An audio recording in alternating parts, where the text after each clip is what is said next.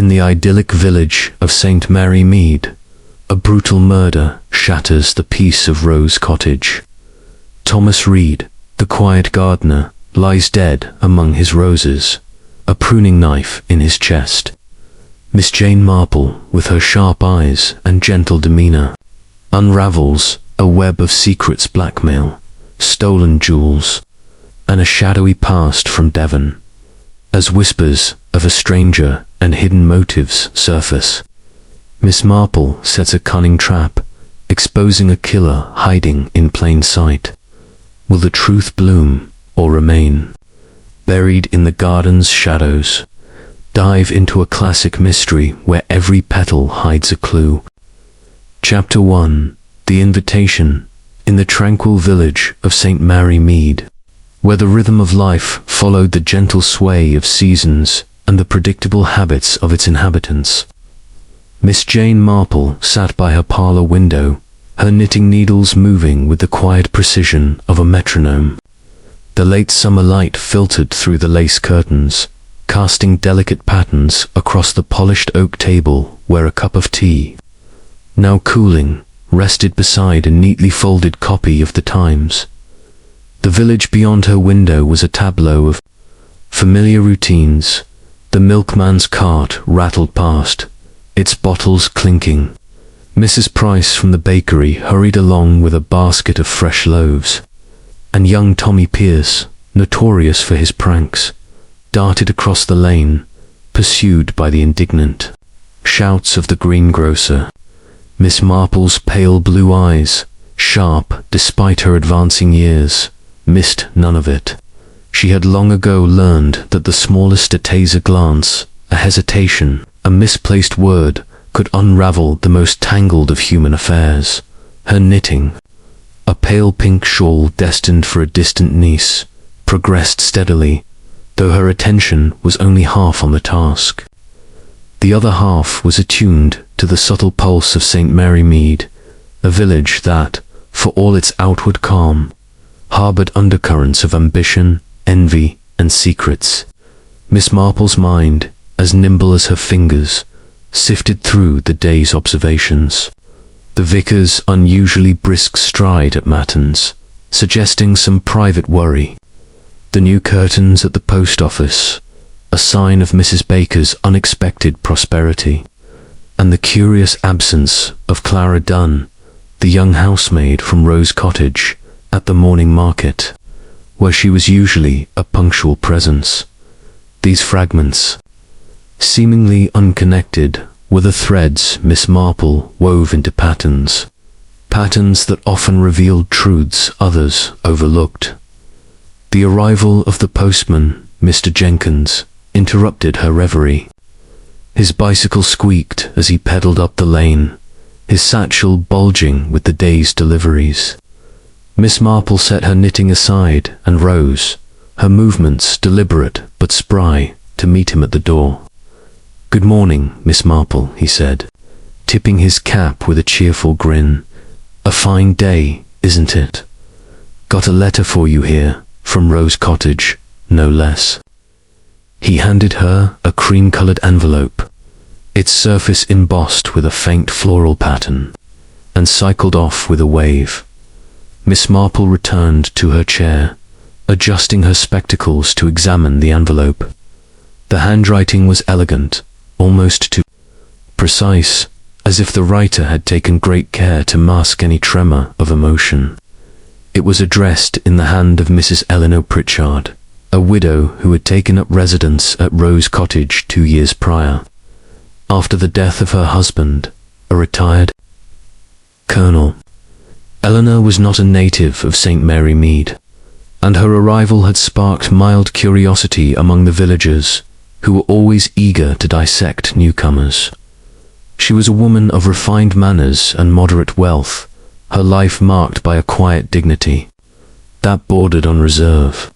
Yet, as Miss Marple had noted during their occasional encounters at church or the Women's Institute, there was a flicker of unease in Eleanor's eyes, a suggestion that her past held shadows she preferred to keep hidden.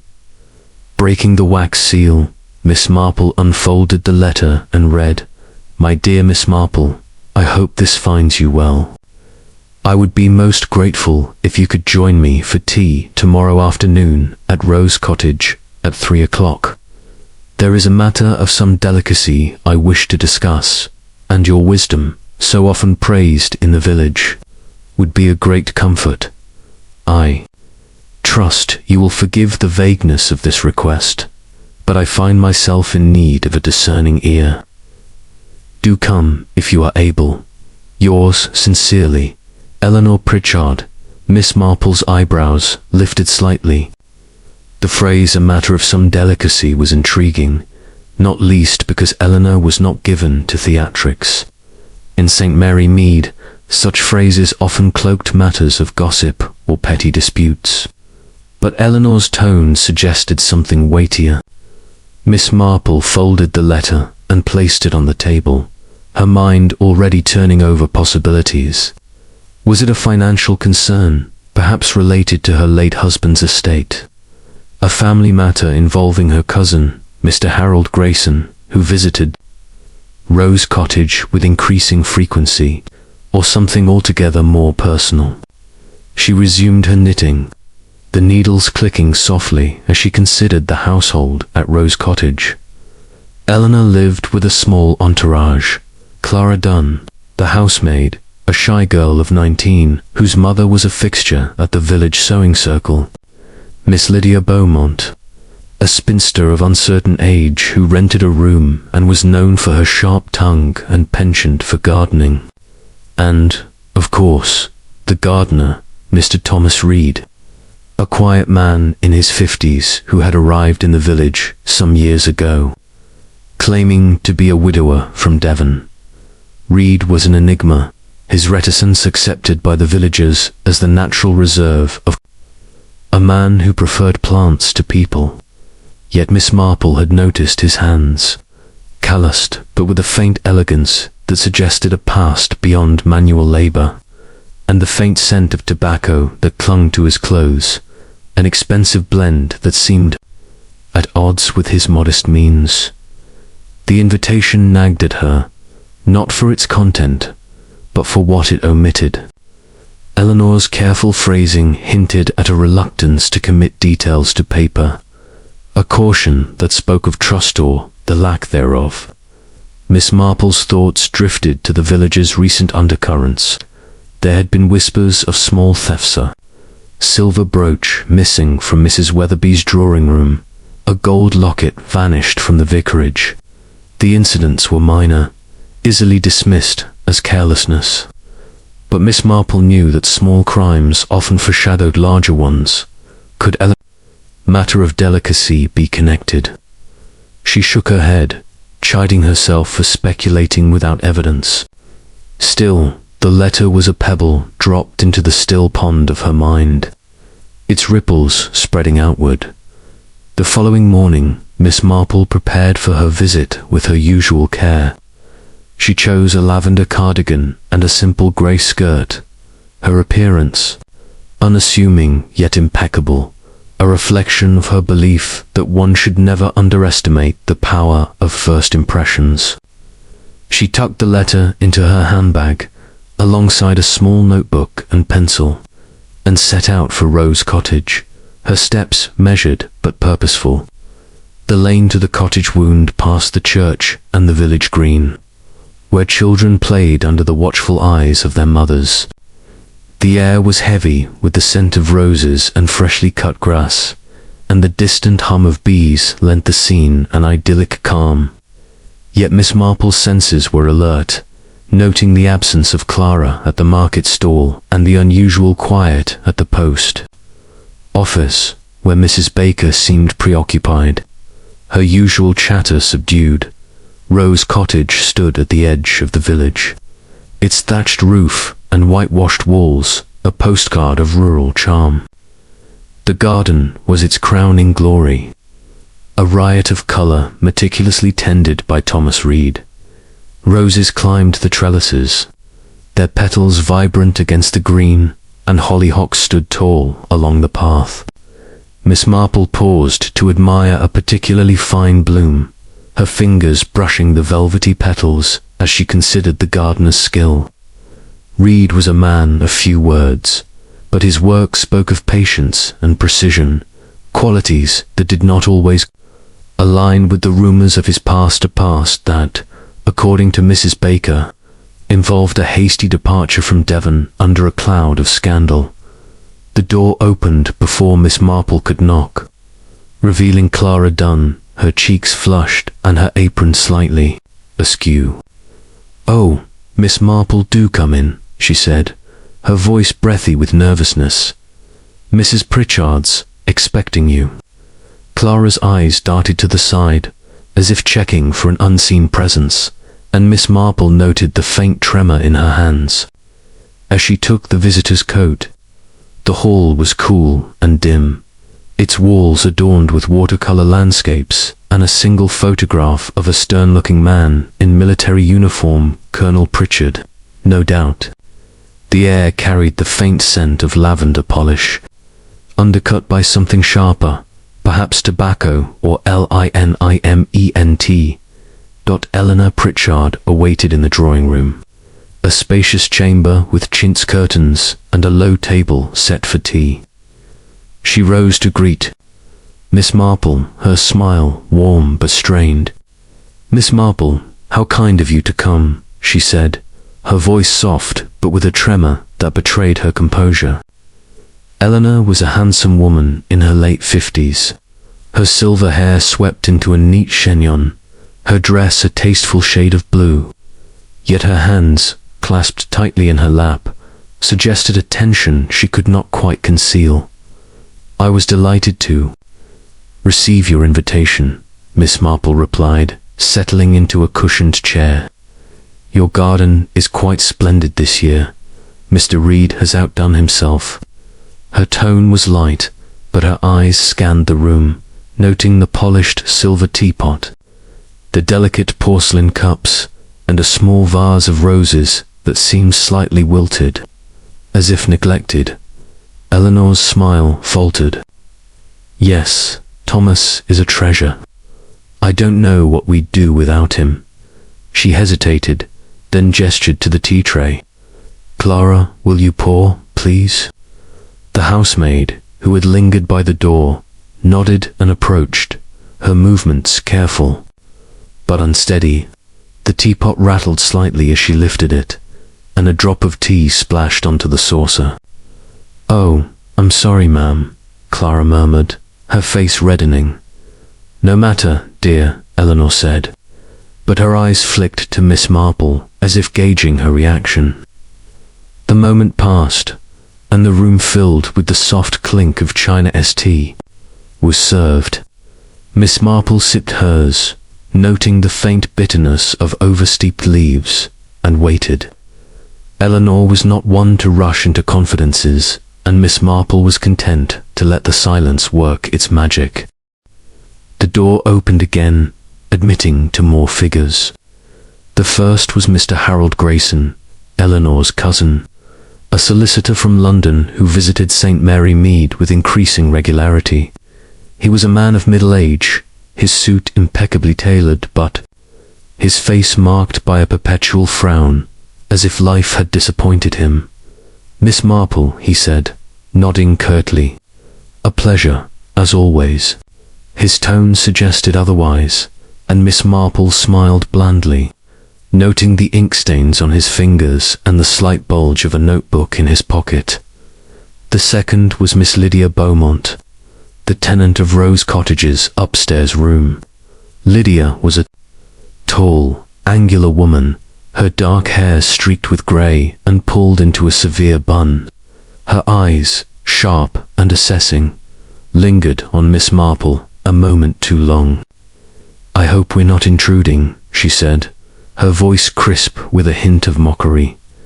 Eleanor insisted we join for tea. She sat with a rustle of her tweed skirt, her posture rigid, as if braced for battle.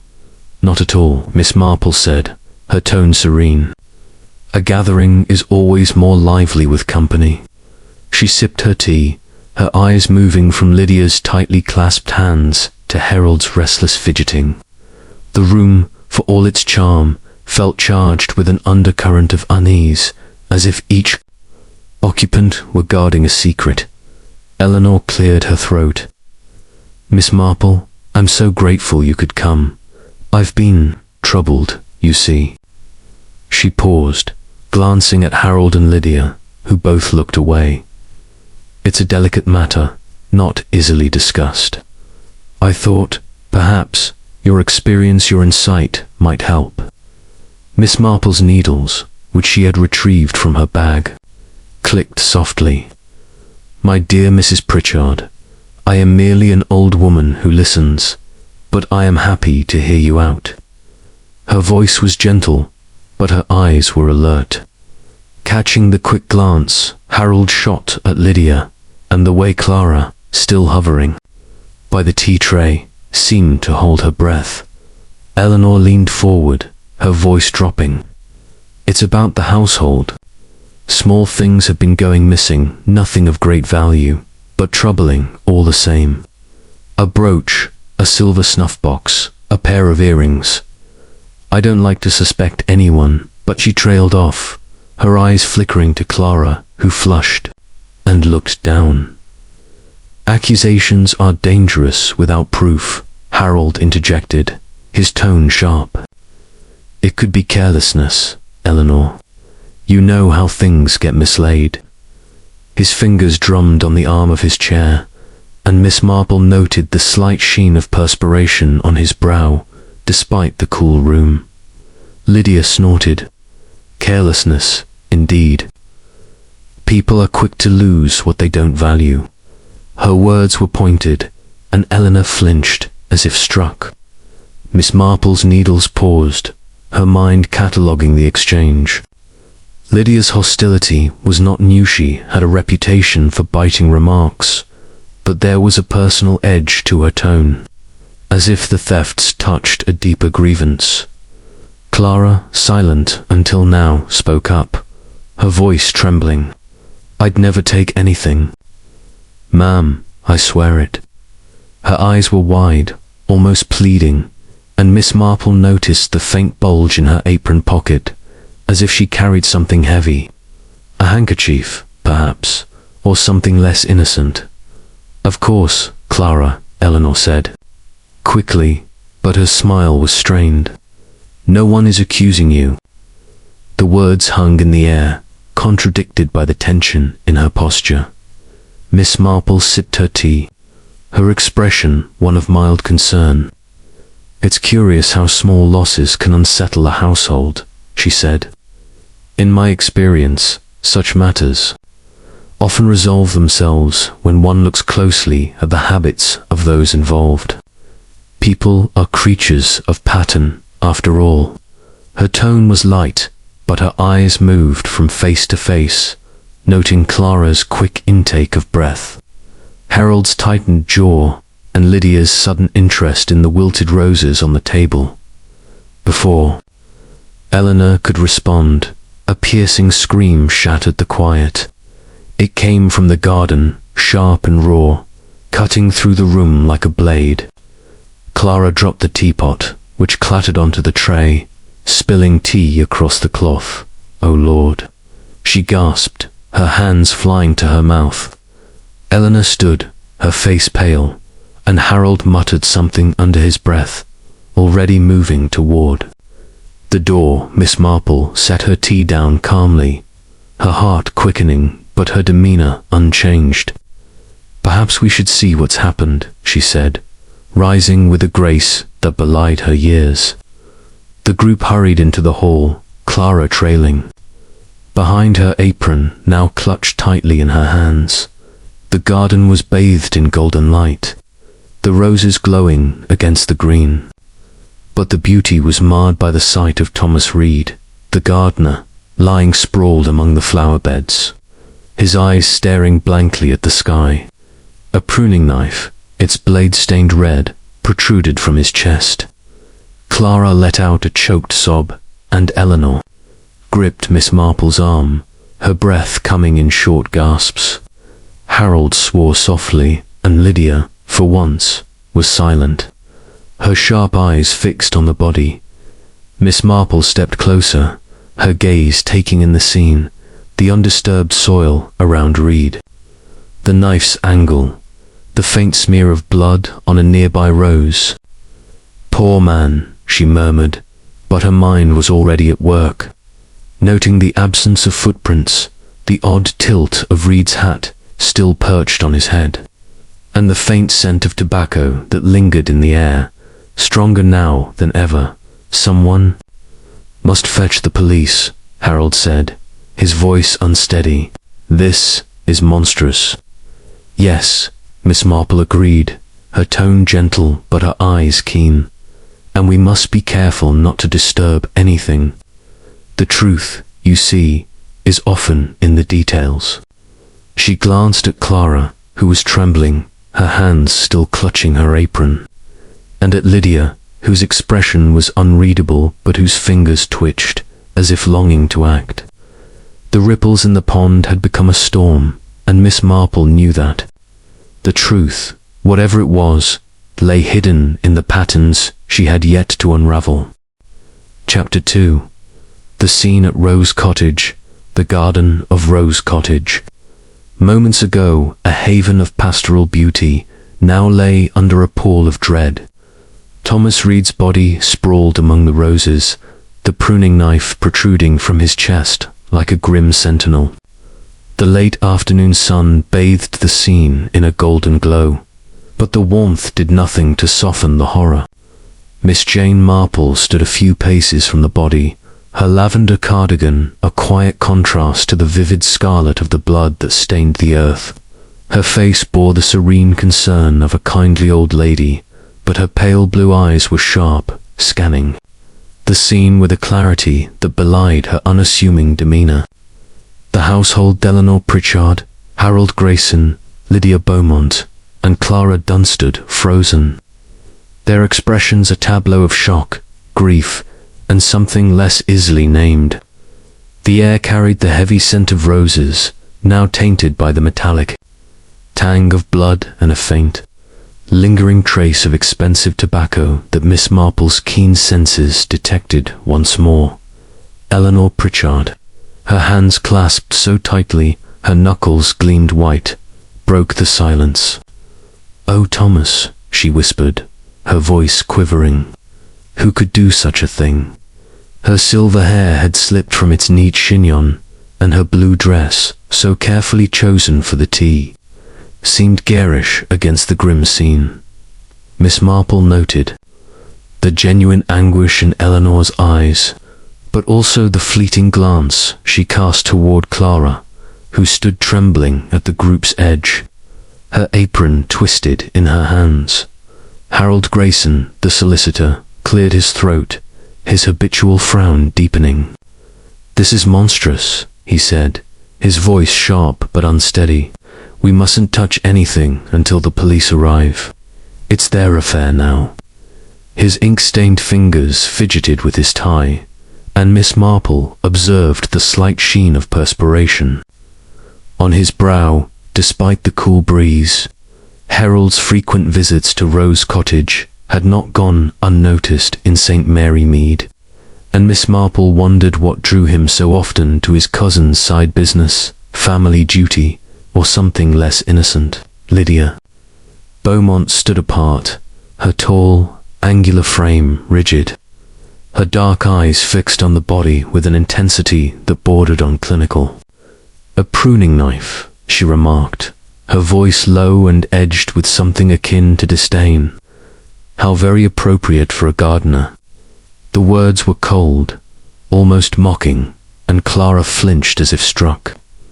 Miss Marple's knitting needles, clutched in her hand, paused as she considered Lydia's tone. Was it mere cynicism, or did the remark betray a deeper knowledge? Lydia's sharp tongue was well known, but there was a calculated quality to her words that piqued Miss Marple's curiosity. Clara Dunn, the young housemaid, was a picture of distress.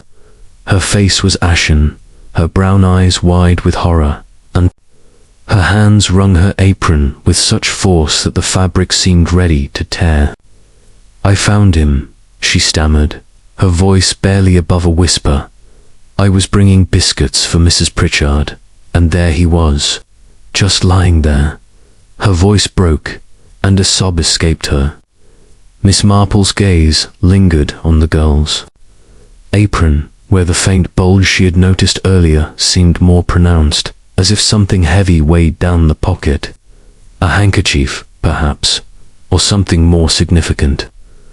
"We must send for the police at once," Harold said, his tone brisk as he regained his composure. "And we should stay clear of the body. Evidence, you know." He glanced at the group, his eyes lingering on Clara, who shrank under his scrutiny. "Yes," Miss Marple agreed, her voice gentle but her eyes keen. "The details are so important. In such matters, we must be careful not to disturb anything." She stepped closer to the body, her movements unhurried, and bent slightly to examine the scene. The soil around Reed was undisturbed, save for a faint indentation near his feet, as if someone had stepped carefully. The pruning knife, its blade buried deep, was one of Reed's own tools, its wooden handle worn from years of use. His hat, a battered tweed cap, sat askew on his head, an oddly poignant detail. The faint scent of tobacco lingered, stronger here than in the drawing room. And Miss Marple's mind turned to the expensive blend she had noted on Reed before, a curious detail for a man of his means. Eleanor sank onto a garden bench, her hands trembling. "I can't believe it," she murmured. "Thomas was so reliable, quiet. Who would want to harm him?" Her eyes filled with tears, but Miss Marple noted the way her gaze darted toward the shed, its door slightly ajar, as if she expected an answer to emerge from its shadows. "Perhaps a vagrant," Harold suggested, his voice regaining its authoritative edge. "Some drifter passing through the village, looking for trouble." He crossed his arms, but his eyes betrayed a flicker of uncertainty, as if the theory satisfied him less than he let on.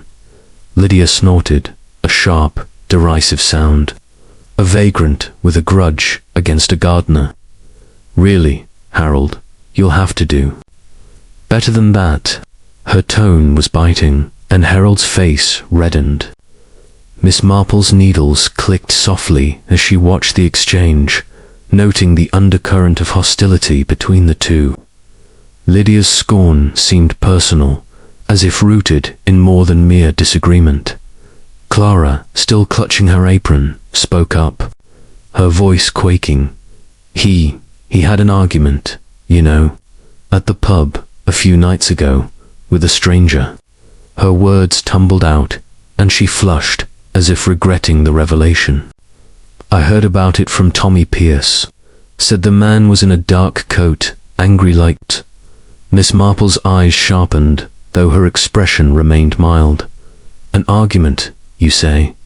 How interesting. Did Tommy mention what it was about?" Her tone was conversational, but her mind was already weaving threads of possibility. An argument in a pub, a stranger in a dark coat. These were the sorts of details that could unravel a mystery.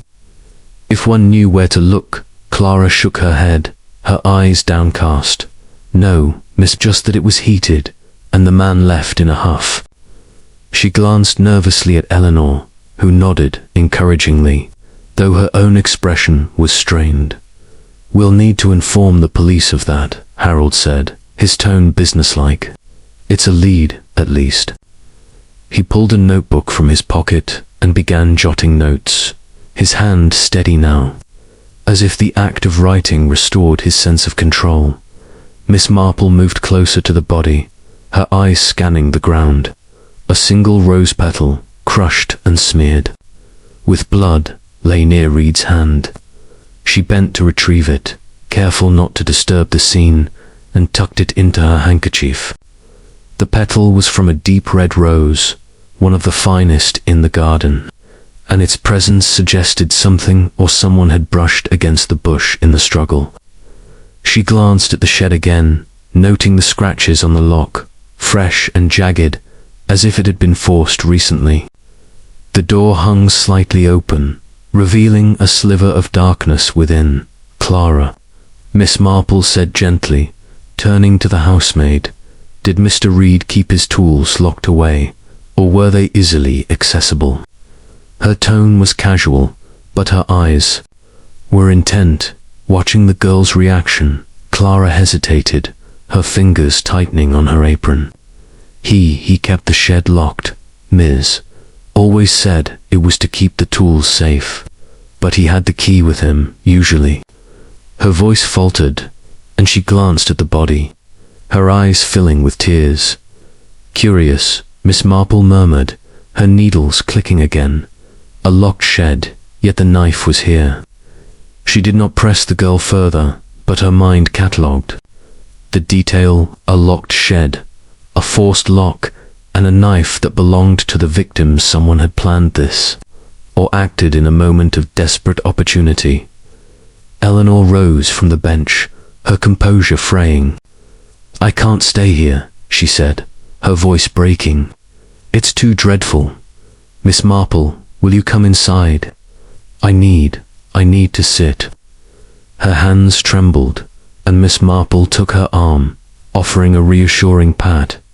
"Of course, my dear," she said, "but perhaps we should wait for the police. They'll need to speak with us all."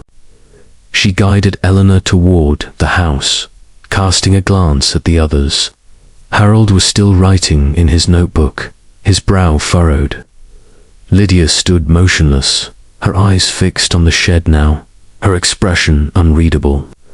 Clara followed, her steps hesitant, as if she feared the ground might give way beneath her. As they reached the door, the distant wail of a police siren broke the silence, growing louder as it approached. Miss Marple paused in the doorway, her eyes lingering on the garden. The roses swayed gently in the breeze, their beauty untouched by the tragedy at their roots. But beauty, Miss Marple knew, often concealed the darkest truths she thought of. The missing jewelry Eleanor had mentioned, the argument in the pub, and the faint scent of tobacco that seemed to follow Thomas Reed even in death. These were the threads of the mystery, and she would weave them carefully. For in St. Mary Mead, nothing was ever quite what it seemed. The police arrived in a flurry of activity, led by Inspector Craddock, a young man whose sharp mind and courteous manner had earned Miss Marple's respect during a previous case. He stepped from the car, his notebook already in hand, and surveyed the scene with a practiced eye. "Miss Marple," he said, nodding to her with a faint smile. "I might have known you'd be here. Merely a guest for tea, Inspector." She replied, her tone demure. "But I'm afraid our tea was interrupted by this dreadful event." Craddock's smile faded as he turned to the body. "Right, let's have a look." He knelt beside Reed, his movements careful, and examined the knife. Clean wound, straight to the heart. Whoever did this knew what they were doing, or got lucky. He glanced at the group. "Who found him?" "I did," Clara said, her voice barely audible. "I was bringing biscuits," and she broke off, tears spilling down her cheeks.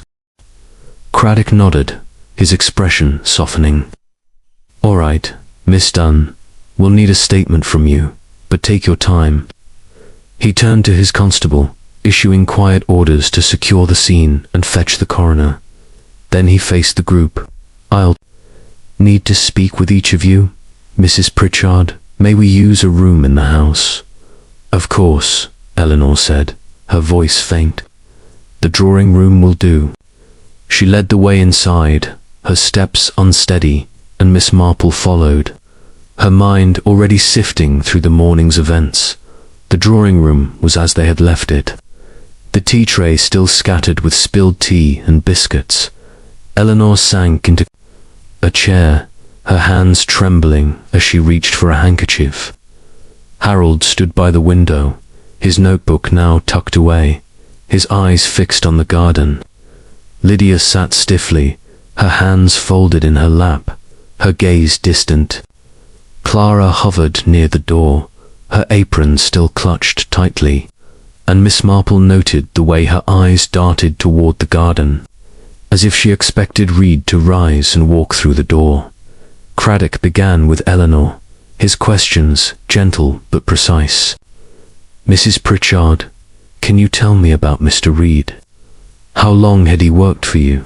"5 years, Eleanor said, her voice steadying. "He came to St. Mary Mead from Devon, a widower," he said. "He was quiet, hard-working, never caused trouble." She hesitated, then added, "He was private, kept to himself, mostly." "Did he have any enemies?" Craddock asked, his pencil poised. Eleanor shook her head. "Not that I know of. He was well liked, in his way. The villagers trusted him with their gardens." Her eyes flickered to Clara, who looked away. Miss Marple, seated quietly, interjected with a gentle smile. "You mentioned earlier, Mrs. Pritchard, that some items had gone missing from the house. Could Mr. Reed have been involved?" Her tone was mild, but her eyes were sharp, watching Eleanor's reaction. Eleanor flushed. I don't know. It was just a brooch, a snuff box, some earrings. I didn't want to think ill of anyone, but..." She trailed off, her eyes darting to Clara again. Craddock's brow furrowed. "Theft, that's worth noting. Anything else missing recently?" Eleanor shook her head, but Miss Marple noted the hesitation, the way her hands twisted the handkerchief. There was more to the story, she was certain, but Eleanor was not ready to share it. Craddock turned to Clara. "Miss Dunn, you said you saw Reed arguing with a stranger at the pub. Can you describe this man?" Clara swallowed hard. "He was tall, dark coat, maybe 40. I didn't see his face clear, but he was angry, shouting at Mr. Reed about money, I think. Tommy Pierce heard more, but that's all I know." Her voice trembled, and she clutched her apron tighter. Miss Marple's needles clicked softly. "And this argument was recent, you say? How recent, Clara?" "3 nights ago," Clara said, her eyes fixed on the floor. "Tommy said it was late, after closing time." Craddock made a note. "We'll speak to Tommy Pierce." "Anyone else have anything to add about Reed or this stranger?" Harold cleared his throat. "I barely knew the man. He was the gardener, that's all. But if he was mixed up in something shady, it wouldn't surprise me. Quiet types often are." His tone was dismissive, but Miss Marple noted the way his eyes avoided hers. Lydia's lips curled slightly. "If you're looking for scandal, Inspector, you might ask about Reed's past. They say he left Devon in a hurry. Something about a scandal. Money, perhaps, or a woman." Her voice was cool, but her eyes gleamed with something like satisfaction. Craddock raised an eyebrow. "Is that so? Any details, Miss Beaumont?" Lydia shrugged. "Just village gossip. You know how it is." But her tone suggested she knew more than she was saying, and Miss Marple made a mental note to probe further. The questioning continued, but little new emerged. Reed had been a private man, well regarded but distant. No one admitted to knowing the stranger from the pub, and the missing items remained a mystery. Craddock concluded the interviews with a promise to return the next day, leaving the household in a state of uneasy quiet. As the group dispersed, Miss Marple lingered in the drawing room, her eyes on the tea tray. The spilled tea had left a stain. On the cloth, and the wilted roses in the vase seemed to mirror the mood of the house. She thought of the crushed rose petal by Reed's body, the forced lock on the shed, and the faint scent of tobacco. These were pieces of a puzzle, and Miss Marple was determined to fit them together. "Miss Marple," Eleanor said, approaching her. "Will you stay a little longer? I feel so lost." Her eyes were pleading, and Miss Marple patted her hand. "Of course, my dear," she said, "but I think we must all be patient. The truth has a way of coming to light if one watches closely." Her smile was reassuring, but her mind was already at work, weaving the threads of the mystery into a pattern that would, in time, reveal the killer. Chapter 3. The Arrival of Authority. The garden of Rose Cottage. Once a sanctuary of blooming roses and manicured lawns, now lay under the shadow of tragedy. The late afternoon light had faded to a soft dusk, casting long, mournful shadows across the flower beds where Thomas Reed's body remained, the pruning knife in his chest a stark reminder of the violence that had shattered the village's peace. Miss Jane Marple stood near the drawing-room window, her lavender cardigan draped neatly over her shoulders, her knitting needles idle in her hands. Her pale blue eyes, sharp and unyielding, took in every detail: the undisturbed soil around Reed's body, the faint scratches on the shed's lock, and the crushed rose petal she had tucked into her handkerchief, its blood-stained edge a silent witness to the crime. The household, Lillinor, Pritchard, Harold Grayson, Lydia Beaumont, and Clara Dunhad retreated indoors, their faces etched with varying degrees of shock, fear, and something less easily defined. The air was heavy with the scent of roses, now, undercut by the acrid temps of blood and the persistent, elusive note of expensive tobacco that Miss Marple could not dismiss. The wail of a police siren, growing louder as it approached, broke the oppressive silence. Miss Marple turned from the window, her expression one of quiet concern, but her mind was a whirl of observations and questions. The scream from the garden, Clara's trembling hands, Lydia's cryptic remarks, and Harold's nervous fidgeting all were threads in a tapestry she was only beginning to weave. She glanced at Eleanor, who sat in a chintz armchair, her hands twisting a lace handkerchief, her silver hair dishevelled. "It's dreadful," Eleanor murmured, her voice barely audible.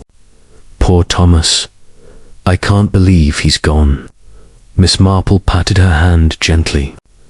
"It is a terrible shock, my dear," she said, her tone soothing but her eyes alert. "But the police will sort things out. They always do, in their way." Her words were comforting, but her mind was elsewhere, noting the faint tremor in Eleanor's voice and the way her eyes darted toward the door, as if expecting an unwelcome visitor.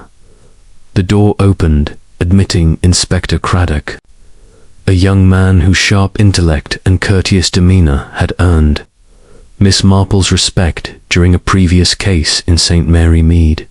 He was tall, with a lean frame and dark hair neatly combed, his notebook already open in his hand.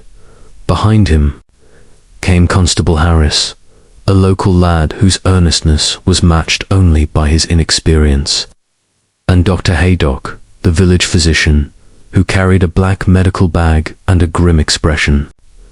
"Miss Marple," Craddock said, nodding with a faint smile that suggested both respect and amusement.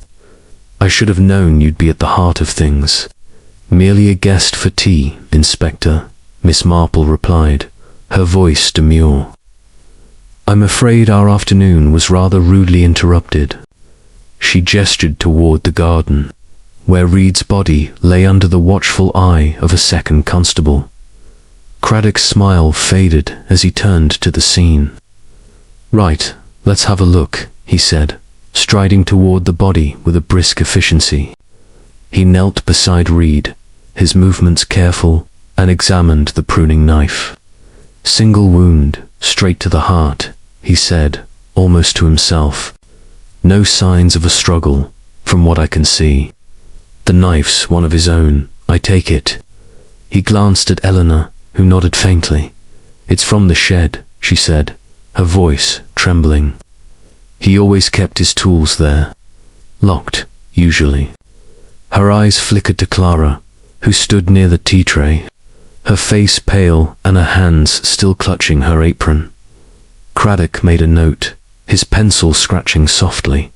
Locked, you say? We'll need to check that shed.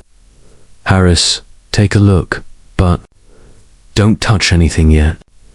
The constable nodded and headed toward the shed, his boots crunching on the gravel path. Dr. Haydock knelt beside the body, his fingers probing gently around the wound. Death was likely instantaneous, he said, his voice mattered. The blade went clean through. No defensive wounds, either. He didn't see it coming, or didn't have time to react. Miss Marple's needles clicked softly as she listened, her eyes moving from the body to the group. Harold Grayson stood by the window, his arms crossed, his frown deeper than ever. Lydia Beaumont sat stiffly, her dark eyes fixed on Craddock, with a mixture of curiosity and defiance. Clara, still hovering near the tea tray, seemed on the verge of tears, her apron pocket bulging slightly, a detail Miss Marple filed away for later consideration. The scent of tobacco lingered in her memory, a puzzle piece that did not yet fit. Craddock rose, brushing dirt from his knees. Mrs. Pritchard, I'll need to speak with everyone present. Can we use the drawing room? His tone was polite, but firm, and Eleanor nodded, gesturing toward the room they had just left. Of course, Inspector, she said, rising unsteadily. Anything you need. She led the way, her steps hesitant, as if the weight of the day had settled into her bones. Miss Marple followed, her handbag tucked under her arm, her mind cataloguing every glance, every gesture. The drawing room was unchanged, the tea tray still littered with spilled tea and crumbs. The wilted roses in the vase, a silent echo of the tragedy outside. Craddock began with Eleanor, his questions precise but gentle. Tell me about Mr. Reed. How long had he worked for you, and what sort of man was he? Eleanor clasped her hands tightly. 5 years, Inspector. He came from Devon, a widower, he said. Quiet, hard-working, kept to himself. He was reliable. The garden was his pride. Her voice faltered, and she dabbed at her eyes with the handkerchief. Any enemies, arguments, disputes? Craddock's pencil hovered over his notebook. Eleanor shook her head. Not that I know of. He was well liked, in his way. The villagers trusted him with their gardens. She hesitated, then added, though Clara mentioned an argument at the pub a few nights ago with a stranger. Craddock's eyes sharpened. Yes, Miss Dunn mentioned that. Can you add anything to it? Eleanor shook her head again. I don't go to the pub, Inspector, but Thomas never spoke of trouble. He was private, as I said. Miss Marple, seated quietly, interjected with a gentle smile. Mrs. You mentioned earlier about some missing items, a brooch, a snuff-box, earrings. Did you ever discuss these with Mr. Reed? Her tone was mild, but her eyes were intent. Watching Eleanor's reaction, Eleanor flushed, her fingers tightening on the handkerchief. I didn't want to accuse anyone, Miss Marple. It seemed so trivial compared to this.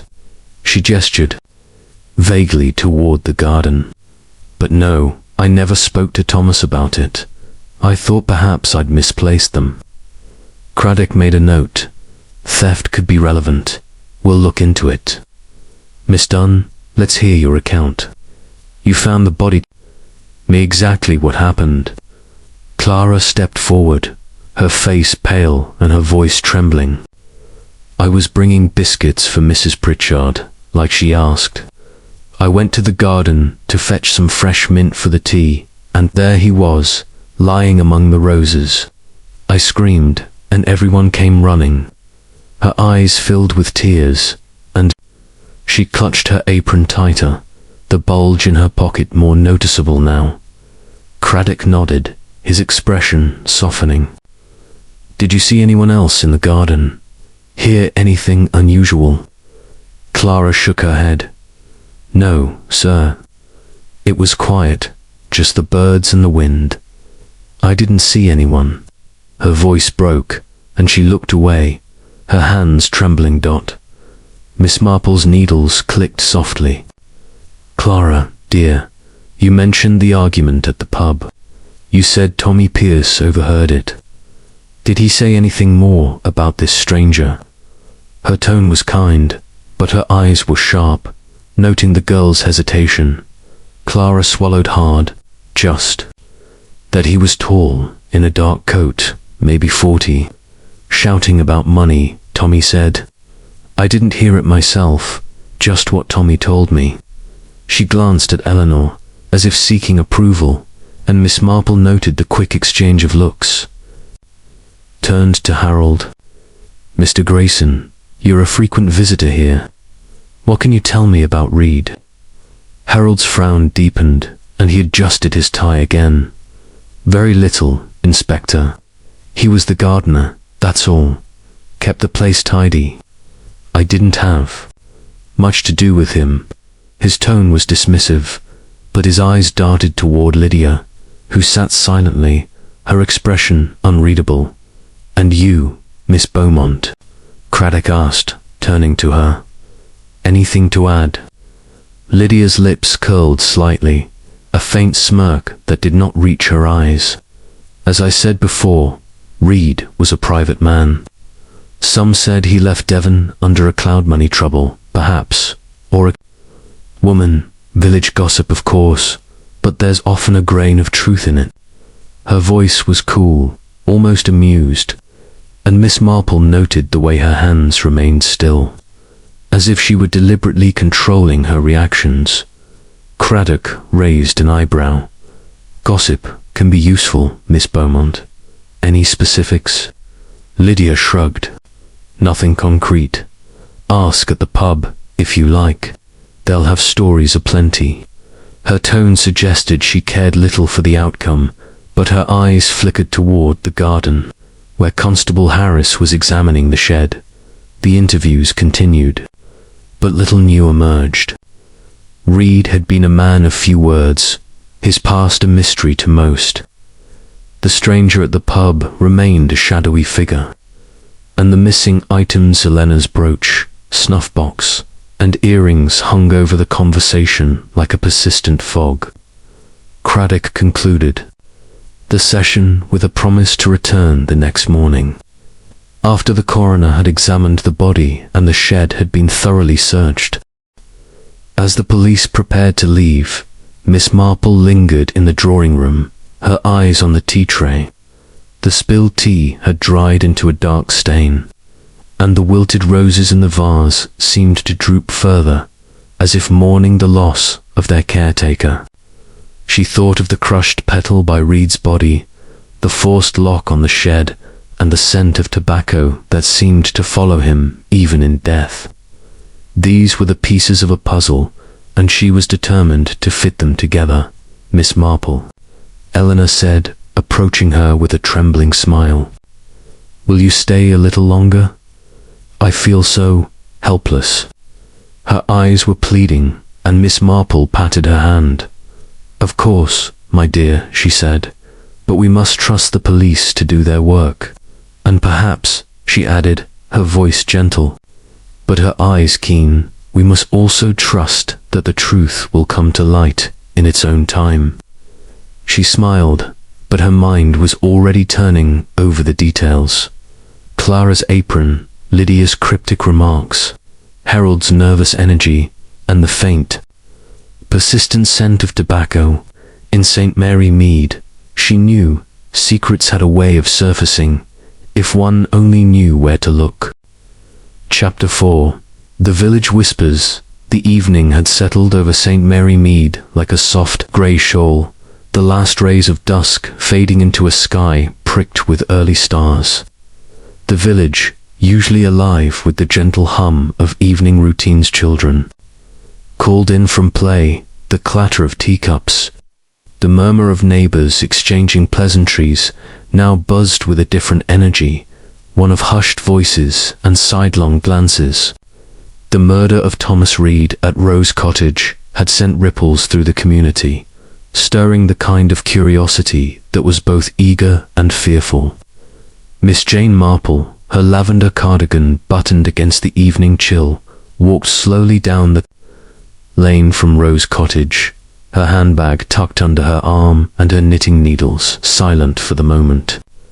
Her pale blue eyes, sharp as ever, missed nothing. The flicker of a curtain at Mrs. Weatherby's cottage, the hurried whisper between two women at the bakery door, and the way young Tommy Pierce, loitering near the post office, darted out of sight when he saw her approach. Miss Marple's mind was a whirl of thoughts, each detail from the day's events, a thread in the tapestry she was beginning to weave. The pruning knife in Reed's chest, the forced lock on the shed, the crushed rose petal, and the faint scent of expensive tobacco. These were not merely fragments of a crime, but clues to a deeper story, one rooted in the human frailties she knew so well. The household at Rose Cottage had revealed little under Inspector Craddock's questioning, but their silences, their glances, their hesitations had spoken volumes. Eleanor Pritchard's distress, Harold Grayson's nervous energy, Lydia Beaumont's cryptic disdain, and Clara Dunn's trembling hands all pointed to secrets, and Miss Marple was determined to unravel them. Her destination was the post office, where Mrs. Baker, the postmistress, presided over the villagers' gossip with the authority of a general. The post office was more than a place for stamps and parcels. It was the heart of St. Mary Mead's informal intelligence network, where news was traded as freely as coin. As Miss Marple pushed open the door, a small bell jingled, and Mrs. Baker looked up from her counter, her round face alight with curiosity.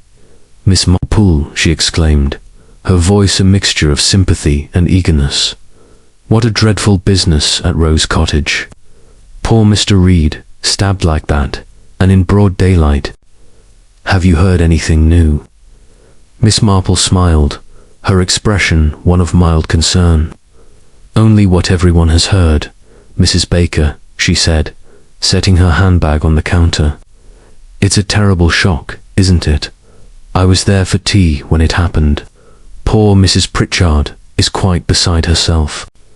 Her tone was gentle, but her eyes were sharp, watching Mrs. Baker's reaction. "Oh, I can imagine."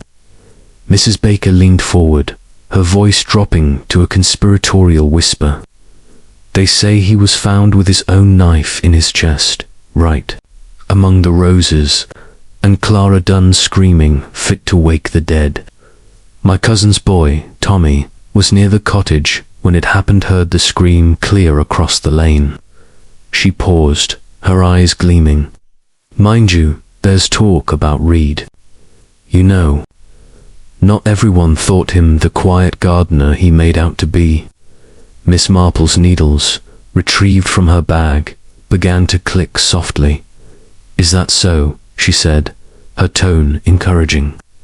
"What sort of talk, Mrs. Baker?"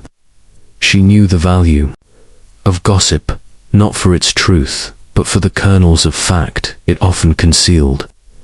In St. Mary Mead, rumours were like the wind, sometimes wild, sometimes fleeting, but always carrying something of substance. Mrs. Baker glanced around, ensuring the shop was empty, then leaned closer.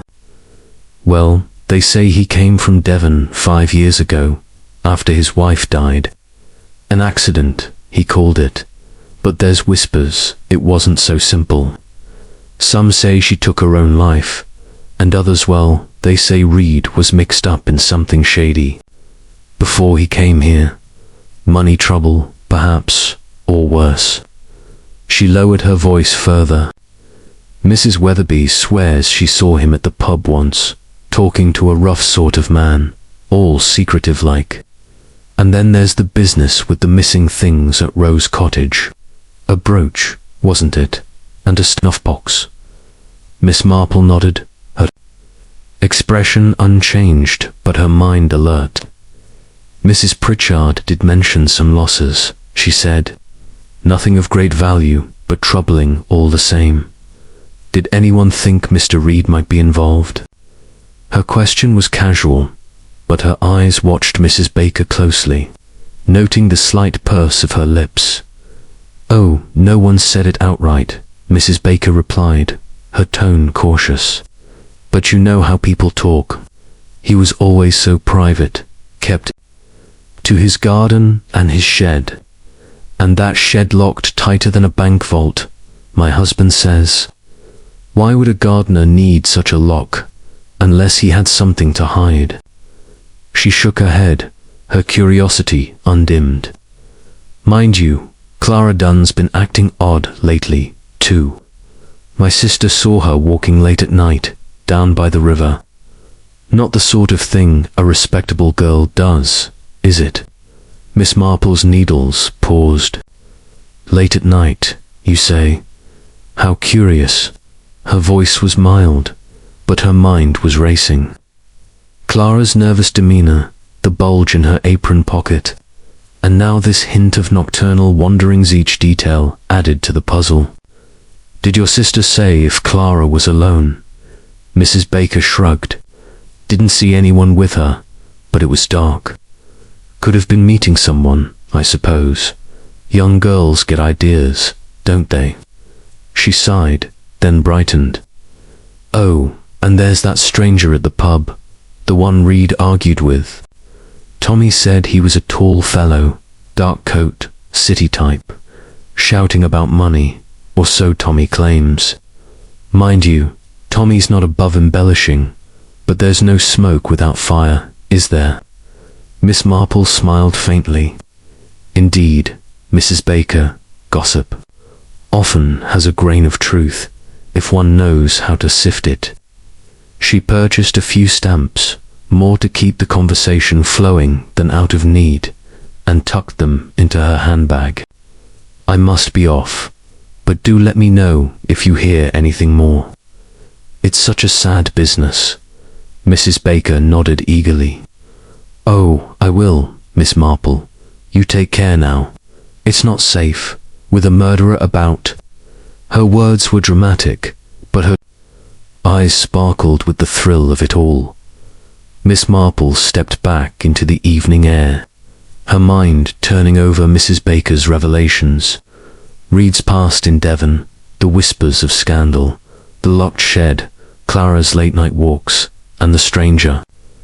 At the pub these were pieces of a larger picture, and she was determined to see it clearly. Her next stop was the village pub, the Blue Boar, where gossip flowed as freely as ale. The pub was a low, timbered building, its windows glowing with warm light, and as Miss Marple entered, she was greeted by the familiar hum of voices and the clink of glasses. The landlord, Mr. Higgs, was a burly man with a ruddy face and a knack for remembering every face that passed through his doors. He spotted Miss Marple at once and waved her over. Miss Marple, not often we see you here, he said, wiping a glass with a cloth. Come about Paul Reed, I suppose. Terrible thing. That Miss Marple settled onto a stool, her handbag on her lap. Yes, Mr. Higgs, it's quite dreadful, she said. I was at Rose Cottage when it happened. Poor Mrs. Pritchard is terribly shaken. I understand there was an argument here a few nights ago between Mr. Reed and a stranger. Could you tell me about it? Mr. Higgs's eyes widened and he leaned across. The bar, his voice low. I saw it myself. Tuesday night, it was just before closing. Reed was in his usual corner, nursing a pint, when this fellow comes in. Tall, dark coat, city shoes not from around here. He sits down with Reed, and they start talking, quiet at first, but it got heated quick. Something about money owed, or a debt couldn't hear at all, but the stranger was angry, jabbing his finger at Reed. Then he stormed out, and Reed stayed, looking shaken. Never saw the man again. Miss Marple's needles clicked softly. "How interesting," she said. "Did the stranger give a name, or say where he was from?" Mr. Higgs shook his head. Not a word. Paid for his drink in cash and left. But I'll tell you what, he had a leather satchel with him, bulging with papers. Looked like a lawyer, or some sort of official. He paused, then added, "Reed. Didn't say much after. Just finished his pint and went home. Seemed worried though." Miss Marple nodded, her mind cataloguing the details. A stranger with a satchel, an argument about money, and Reed's shaken demeanor. These were significant, but they raised more questions than answers. "Thank you, Mr. Higgs," she said, rising. "You've been most helpful. If you see that stranger again, do let the police know." As she left the pub, the night air was cool, and the village was quiet, save for the distant bark of a dog. Miss Marple's thoughts turned to Reed's past. The whispers of scandal in Devon intrigued her, and she resolved to write to an old friend, Miss Hartnell, who had connections in that county. A letter, discreetly worded, might uncover more about Reed's history, his wife's death, the rumors of money trouble, and the circumstances of his departure. She also considered Clara's late-night walks. Was the girl meeting someone, or simply seeking solace? The bulge in her apron pocket nagged at Miss Marple's memory, a detail that refused to be dismissed. Back at her cottage, Miss Marple lit a lamp and sat at her writing desk, her knitting set aside for the moment. She penned a letter to Miss Hartnell, her handwriting neat and precise, inquiring about Thomas Reed's time in Devon. Had he been involved in a scandal? Was his wife's death truly an accident? And what of his financial affairs? She sealed the letter and placed it on the hall table for the morning post, her mind still turning over the day's events. The village whispers had given her much to ponder, but they were only the beginning. The locked shed, the stranger's satchel, the missing jewelry, and the scent of tobacco. These were the threads of the mystery, and Miss Marple knew that patience, an observation, would weave them into a pattern. She picked up her knitting, the needles resuming their steady rhythm, and smiled faintly. In St. Mary Mead, secrets were never buried deep. They simply waited for someone to notice them. Chapter 5. The Household Secrets. The morning sun rose over St. Mary Mead with a deceptive cheer, its golden rays filtering through the lace curtains of Miss Jane Marple's cottage and casting delicate patterns across her polished oak table. She sat by the window, her knitting needles clicking softly as she worked on the pale pink shawl, now nearly complete. The village outside was stirring, but the usual bustle was muted, as if the murder of Thomas Reed had cast a pall over its routines. Miss Marple's pale blue eyes, sharp and unclouded despite her years, gazed out at the lane, where the milkman's cart rattled past and Mrs. Price from the bakery hurried along, her basket lighter than usual. The ripples of the tragedy at Rose Cottage had spread, and Miss Marple knew that the key to unraveling the mystery lay not only in the garden where Reed had died, but in the secrets harbored within the walls of the cottage itself. Her thoughts returned to the events of the previous day, the pruning knife buried in Reed's chest, The forced lock on the shed, the crushed rose petals stained with blood, and the persistent scent of expensive tobacco that seemed to cling to the air around him. The household Delanor, Pritchard, Harold Grayson, Lydia Beaumont, and Clara Dunn had each revealed something in their reactions, their silences, their fleeting glances. Eleanor's distress had seemed genuine, yet tinged with a reluctance to speak fully. Harold's nervous energy suggested more than professional concern. Lydia's sharp tongue and cryptic remarks hinted at hidden knowledge, and Clara's trembling hands and bulging apron pocket pointed to a secret she was desperate to conceal. These were the threads of the mystery, and Miss Marple was determined to weave them into a coherent pattern. She had decided to return to Rose Cottage that morning, ostensibly to offer comfort to Eleanor, but in truth to observe the household more closely. The invitation to tea had opened a door, and the murder had widened it, revealing a glimpse of tensions that Miss Marple suspected ran deeper than the thefts Eleanor had mentioned. She dressed with her usual care, choosing a grey skirt and a pale blue cardigan, her appearance unassuming yet impeccable. Tucking her knitting and a small notebook into her handbag, she set out, her steps measured but purposeful. The lane to Rose Cottage was quiet, the village still subdued by the shock of the murder. As she passed the church, Miss Marple noted that Vicar, Mr. Clement, standing at the gate, his face drawn. He raised a hand in greeting, and she paused to exchange a few words. "A terrible business, Miss Marple," he said, his voice heavy. "Poor Reed. I saw him only last week, tending the roses for the church fete. He seemed preoccupied, I thought." "Did he, Mr. Clement?" Miss Marple's tone was gentle, but her eyes were alert. "In what way?" The vicar frowned, as if searching his memory. "Hard to say.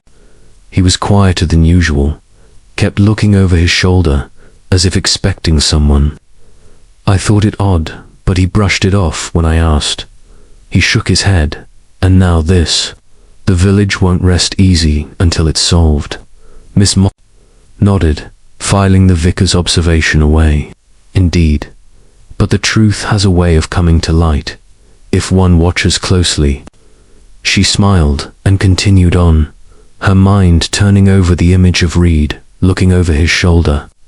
Fearful, perhaps, or watchful, a man with something to hide, or someone to avoid. Rose Cottage came into view, its whitewashed walls and thatched roof as charming as ever, though the garden now bore the weight of tragedy. The roses, still vibrant, seemed to droop slightly, as if mourning their caretaker. Miss Marple paused at the gate, her eyes scanning the scene.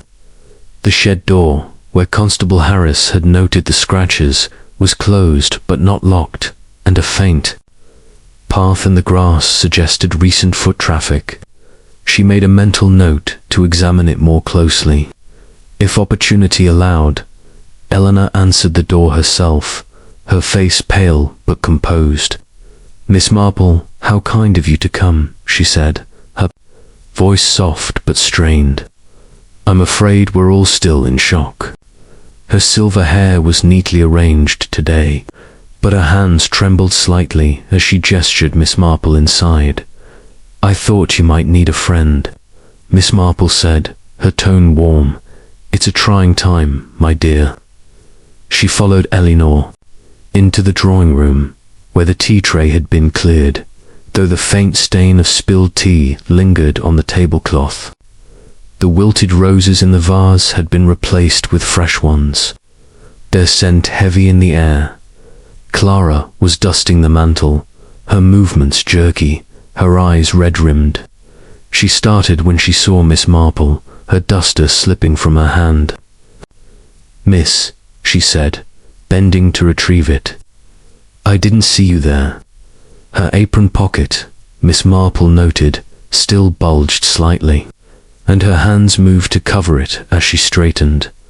"No matter, Clara," Miss Marple said, her smile gentle. "You've had a dreadful shock. How are you managing?" Her tone was kind, but her eyes were sharp, watching the girl's nervous fidgeting. I'm all right, miss," Clara stammered, her cheeks flushing. "It's just so awful." "Mr. Reed gone like that?" She glanced at Eleanor, as if seeking permission to speak, then hurried from the room. Muttering about fetching tea, Eleanor sighed, sinking into a chair. "Poor Clara," she said. "She's been so upset. She liked Thomas, you know. He was kind to her, showed her how to tend the roses." Her voice faltered, and she looked away, her hands twisting the handkerchief she held. Miss Marple settled into a chair, her knitting in her lap. "It's hard for everyone," she said. "But you mentioned those missing items. Yesterday a brooch, a snuff-box earrings. Have you had any further thoughts about them?" Her question was casual, but her eyes were intent, noting the way. Eleanor's fingers tightened on the handkerchief. Eleanor hesitated, her eyes flickering toward the door where Clara had disappeared. I don't know, Miss Marple. It seems so trivial now, with Thomas dead, but I can't help wondering, could it be connected?" Her voice was barely above a whisper, as if she feared being overheard. Before Miss Marple could respond, the door opened, admitting Harold Grayson.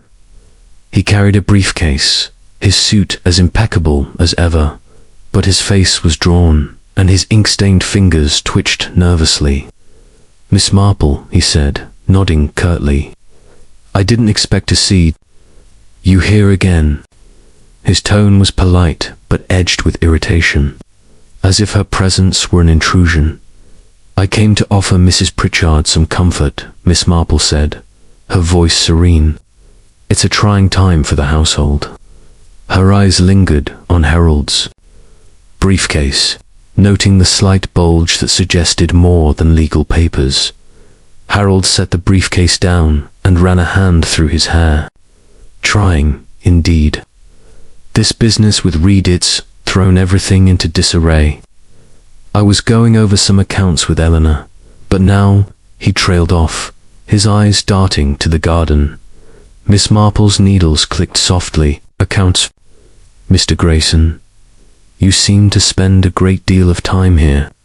Family business, I presume?" Her tone was mild, but her question was pointed, and she noted the slight flush that crept up Harold's neck. "Yes, family business," he said quickly. "Eleanor's late husband left some complicated matters. I'm helping to sort them out." He glanced at Eleanor, who nodded but said nothing. Her expression strained. The door opened again, and Lydia Beaumont entered, her tall frame filling the doorway. She wore a tweed skirt and a severe blouse, her dark hair pulled tightly back. "Miss Marple," she said, her voice crisp. "Back so soon. You must find our little drama quite fascinating." Her tone was mocking, but her eyes were sharp, assessing Miss Marple with a mixture of suspicion and curiosity.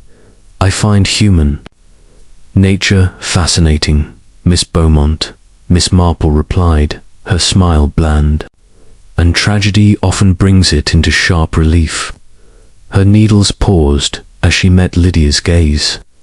Noting the faint tightening of her lips, Lydia snorted and moved to the window, where she began pruning a potted geranium with unnecessary vigor. "Tragedy, indeed," she said.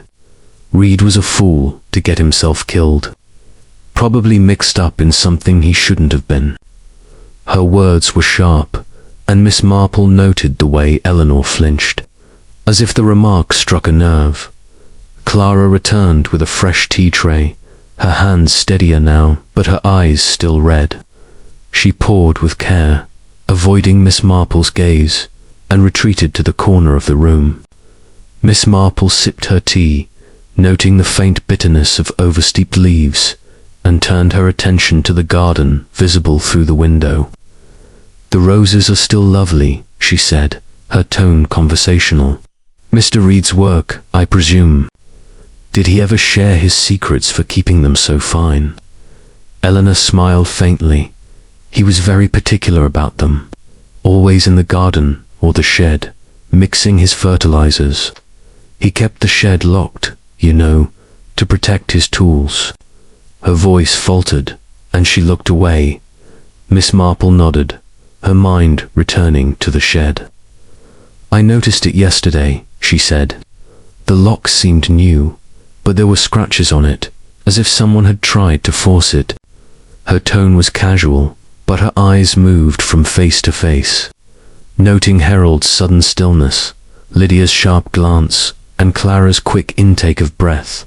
"Scratches," Harold said, his voice a touch too sharp. "Probably just wear and tear. Gardeners are rough with their tools." He adjusted his tie, his fingers trembling slightly. Lydia's lips curled. "Or someone was nosy," she said, her eyes on Clara. "Servants do get curious, don't they?" Her tone was biting, and Clara flushed, her hands clutching her apron. Miss Marple set her teacup down. "Curiosity is natural," she said, her voice gentle, "but it can lead to trouble if one isn't careful." She rose, smoothing her skirt. "Mrs. Pritchard, might I see the garden again? It's such a comfort to see beauty amidst sorrow." Her request was innocent, but her purpose was clear. She wanted to examine the shed. Eleanor nodded, rising. "Of course, Miss Marple, I'll come with you." The group moved to the garden, where the roses glowed in the morning light. The spot where Reed had fallen was marked by trampled earth, but the body had been removed, leaving only a faint stain on the soil. Miss Marple paused by the shed, her eyes on the lock. The scratches were indeed fresh, deep and jagged, as if made with a tool not meant for the purpose. She bent closer, her fingers brushing the door, and noticed a small scrap of paper caught in the hinge, barely visible. With a deft movement, she retrieved it, tucking it into her handkerchief before anyone noticed. The paper was small, torn at one edge, and bore the initials J.B. and a date 3 days prior.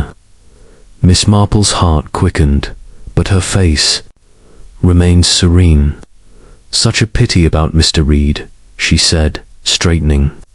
"He must have been proud of this garden." Her eyes moved to Lydia, who was pruning roses with a vigor that bordered on violence. Her hands steady, but her expression tight. "Pride comes before a fall," Lydia said, her voice low. "He should have kept to his plans and left well enough alone." Her words were cryptic, and Miss Marple noted the way Eleanor's hands tightened, as if she understood more than she let on. As they returned to the house, Miss Marple's mind was busy. The scrap of paper with J.B. was a significant clue, but its meaning was unclear. Was it a person's initials, a place, or something else? The forced lock, the missing jewelry, Clara's apron, and Lydia's hostility all pointed to secrets within the household, and Miss Marple was certain they were connected to Reed's death. She thought of the stranger at the pub, the argument about money, and the whispers of Reed's past in Devon. These were the threads of the mystery, and she would follow them patiently, for in St. Mary Mead, secrets were never buried deep, they simply waited for someone to notice. Chapter 6. A visit to the past. The morning mist hung low over St. Mary Mead, cloaking the village in a veil of silver that softened the edges of its cottages and lanes. Miss Jane Marple sat at her writing desk, her knitting temporarily set aside, as she read the letter that had arrived with the morning post. It was from her old friend Miss Hartnell, a spinster of formidable memory who resided in a small town near Exeter, Devon. The letter, written in a spidery hand, was a response to Miss Marple's discreet inquiry about Thomas Reed, the late gardener of Rose Cottage, whose murder had set the village abuzz with whispers and suspicion. Miss Marple's pale blue eyes, sharp and unclouded, scanned the pages, her mind already weaving the new information into the tapestry of clues she had begun to construct. The events of the previous day at Rose Cottage lingered in her thoughts.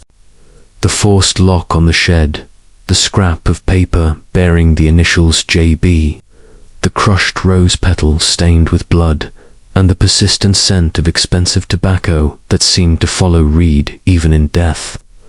The household Ellen, Harold Grayson, Lydia Beaumont, and Clara Dunn had revealed more through their silences than their words. Eleanor's hesitancy, Harold's nervous fidgeting, Lydia's sharp-tongued disdain, and Clara's trembling hands with that curious bulge in her apron pocket, all pointed to secrets that Miss Marple was determined to unravel.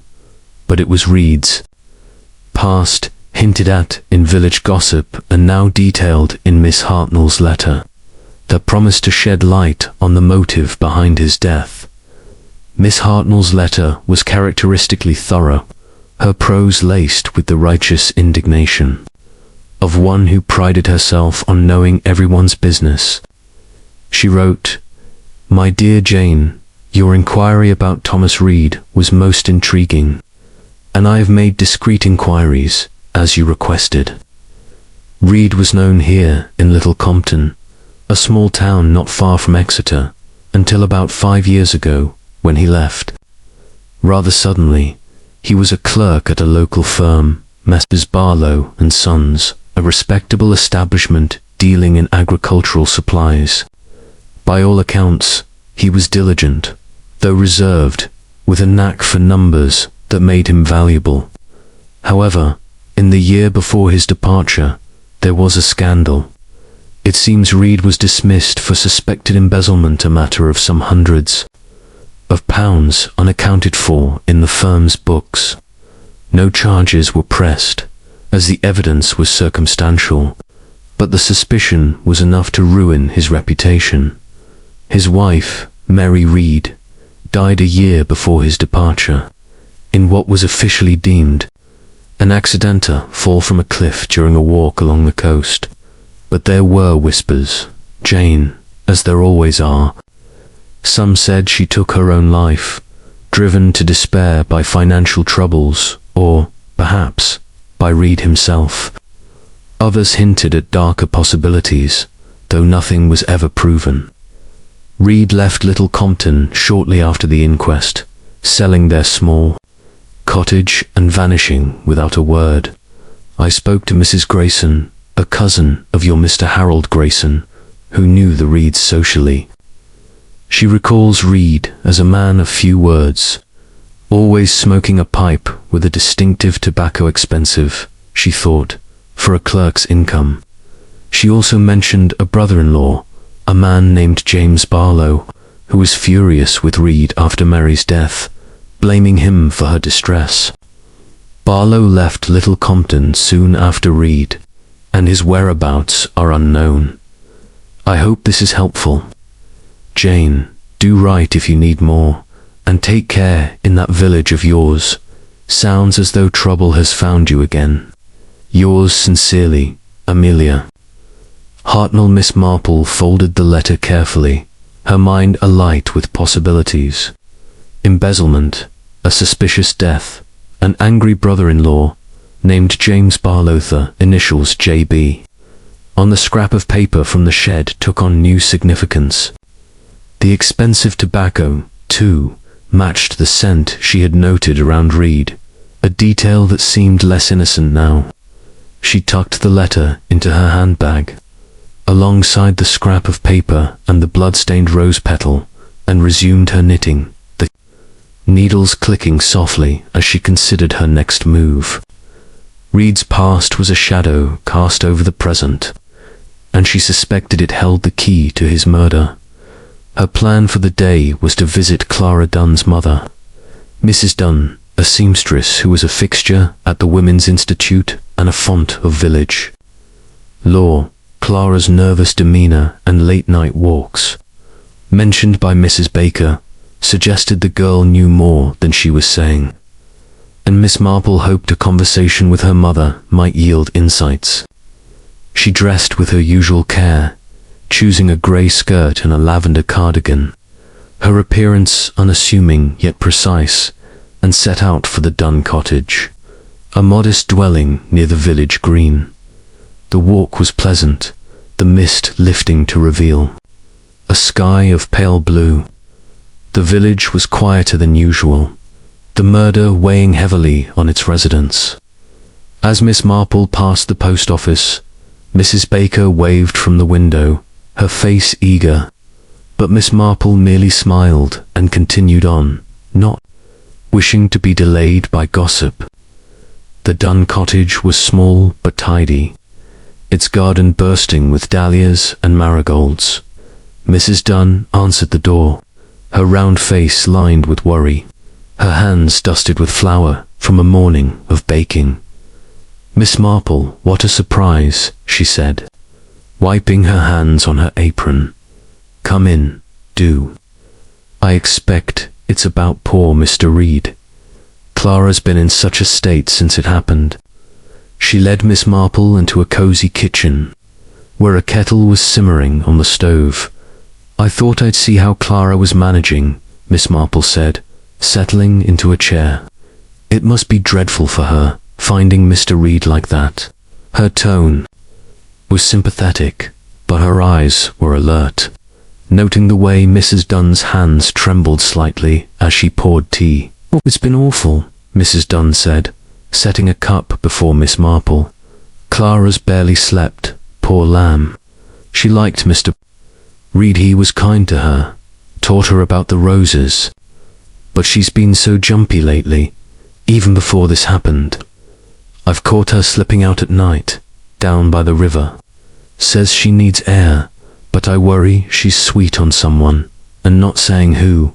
Her voice dropped, and she glanced at the door, as if expecting Clara to appear. Miss Marple's needles clicked softly. "Young girls do get restless," she said, her tone gentle. "Has she mentioned anyone special? A young man, perhaps?" Her question was casual, but her eyes watched Mrs. Dunn closely, noting the furrow in her brow. Mrs. Dunn shook her head.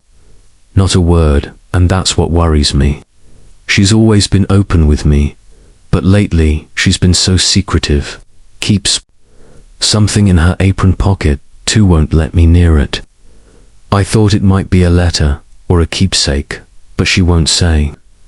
She sighed, her hands twisting her apron. "And now with Mr. Reed gone, I'm afraid for her. What if whoever did it comes back?" Miss Marple patted her hand. "The police are very thorough, Mrs. Dunn, and Clara is a sensible girl, I'm sure." Her words were reassuring, but her mind was racing. The bulge in Clara's apron, her late-night walks, her distress, these were no mere coincidences. Was she meeting someone by the river, someone connected to Reed's death? And could that someone be the stranger from the pub, the man in the dark coat with the leather satchel? As she left the Dunn cottage, Miss Marple's thoughts turned to the initials J.B. James Barlow, Reed's brother-in-law, was a compelling possibility. Had he tracked Red to St. Mary Mead, seeking revenge for his sister's death? Or was there another J.B. in the village, someone closer to Rose Cottage? She recalled Lydia Beaumont's sharp tongue and guarded demeanor.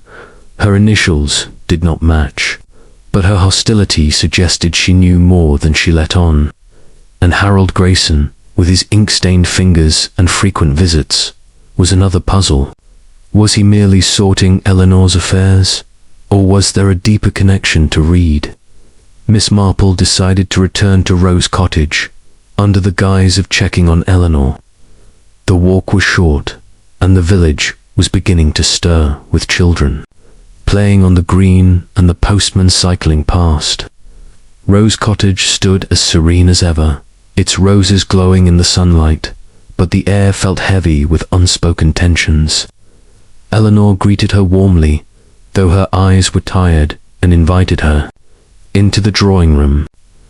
Clara was polishing silver, her movements slow and deliberate, her apron pockets still bulging.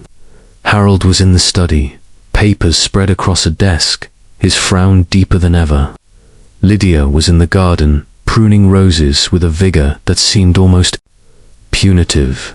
"Miss Marple, you're too kind to visit again," Eleanor said, pouring tea. "I'm afraid we're all still reeling." Her hands trembled slightly, and Miss Marple noted the way her eyes darted toward the garden.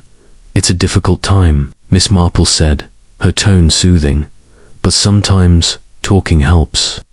Have you remembered anything more about those missing items?" Her question was gentle, but her eyes were sharp. Watching Eleanor's reaction, Eleanor hesitated, her fingers tightening on her teacup. I've been thinking about it," she said. "The brooch was my mother's, not valuable but sentimental. The snuff box was my husband's, and the earrings were a gift from Harold. I can't imagine why anyone would take them." Her voice faltered, and she glanced at Clara, who kept her eyes on the silver dot. Miss Marple's needles clicked softly. "It's curious, isn't it, how small things can cause such distress?" She said. "Mr. Reed, I understand, was very particular about his shed. Did he ever mention anything unusual about it, or who might have access?" Her question was casual, but her eyes moved to Clara, noting the girl's sudden stillness. Eleanor shook her head. "He was private about his work.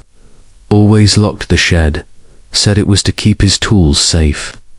She paused, then added, "But I did see him talking to a man a few days ago, near the gate. A stranger, with a leather satchel. He seemed agitated, but Thomas brushed it off when I asked." Miss Marple's heart quickened, but her face remained serene. "A stranger, you say? How interesting." She recalled Mr. Higgs's description of the man at the pub stall. Dark coat, carrying a satchel. Was this James Barlow, or someone else? Entirely. She made a mental note to share this with Inspector Craddock, but for now she focused on the household as Clara left to fetch more tea. Miss Marple rose, her movements unhurried. "Might I see the garden again, Mrs. Pritchard? It's such a comfort to see beauty in troubled times." Eleanor nodded, and they stepped outside, where Lydia was still pruning, her hands steady but her expression tight. Miss Marple paused. By the shed, her eyes on the lock. The scratches were still there, and she noticed a faint smudge of ink on the doorframe, a detail that made her think of Harold's stained fingers. "Lydia, you have a fine hand with the roses," Miss Marple said, her tone admiring. "Did Mr. Reed teach you his methods?" Her question was innocent, but her eyes were sharp, watching Lydia's reaction. Lydia's lips curled slightly.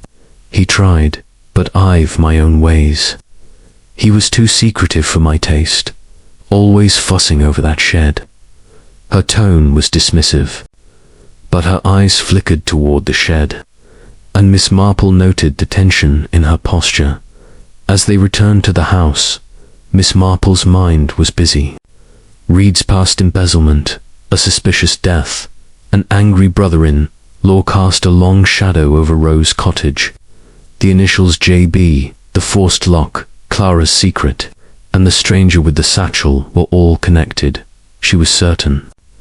She thought of her old friend, Miss Hartnell's words. "There's often a grain of truth in gossip." In St. Mary Mead, the truth was close, waiting for her to pull the right thread. Chapter 7. The Stranger's Shadow. The late morning light filtered through the lace curtains of Miss Jane Marple's cottage, casting delicate shadows across the polished oak table where her knitting lay, the pale pink shawl now nearly complete. Outside, St. Mary Mead was stirring, but the villagers' usual cheer was tempered by the lingering shock of Thomas Reed's murder at Rose Cottage. Miss Marple sat with a cup of tea, her pale blue eyes sharp as she reviewed the threads of the mystery that had woven themselves into her mind. The pruning knife in Reed's chest, the forced lock on the shed, the blood-stained rose petal, the scrap of paper with the initials JB, and the persistent scent of expensive tobacco that seemed to cling to the air around the late gardener.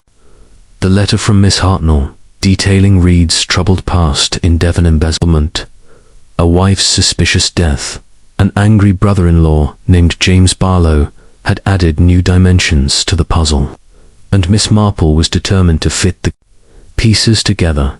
The household at Rose Cottage remained a study in contrasts. Eleanor Pritchard's genuine distress masked a reluctance to speak fully. Harold Grayson's nervous energy and ink-stained fingers suggested more than familial duty. Lydia Beaumont's sharp tongue and guarded demeanor hinted at hidden knowledge. And Clara Dunn's trembling hands, late-night walks, and the mysterious bulge in her apron pocket pointed to a secret she was desperate to conceal. The stranger at the pub, described by Mr. Higgs as a tall man in a dark coat with a leather satchel, had argued with Reed about money, and Eleanor's mention of a similar stranger at the cottage gate added weight to the theory that this man possibly James Barlow was connected to the murder. Miss Marple's mind turned over these details as she sipped her tea, her knitting needles idle for the moment. A knock at the door interrupted her thoughts. It was Inspector Craddock, his dark hair neatly combed and his notebook in hand, his face a mixture of determination and faint exasperation. "Miss Marple," he said, stepping inside at her invitation, "I hope I'm not disturbing you. I've some news about the Rose Cottage case, and I thought you might like to hear it." His tone was courteous, but there was a glint in his eye that suggested he valued her insights more than he let on. "Not at all, Inspector," Miss Marple said, gesturing to a chair. "Do sit down. Would you like some tea?" Her voice was gentle, but her eyes were alert, noting the slight crease in Craddock's brow that indicated a breakthrough or a complication. He declined the tea and sat, opening his notebook. "We've identified the stranger from the pub," he said, his voice brisk. "His name is James Barlow, a private investigator from London. He was hired by an anonymous client to track Reed, though we don't know why yet. He was staying at the Red Lion Inn, just outside the village, but he checked out the night of the murder and hasn't been seen since. We're trying to trace him, but it's a slippery business."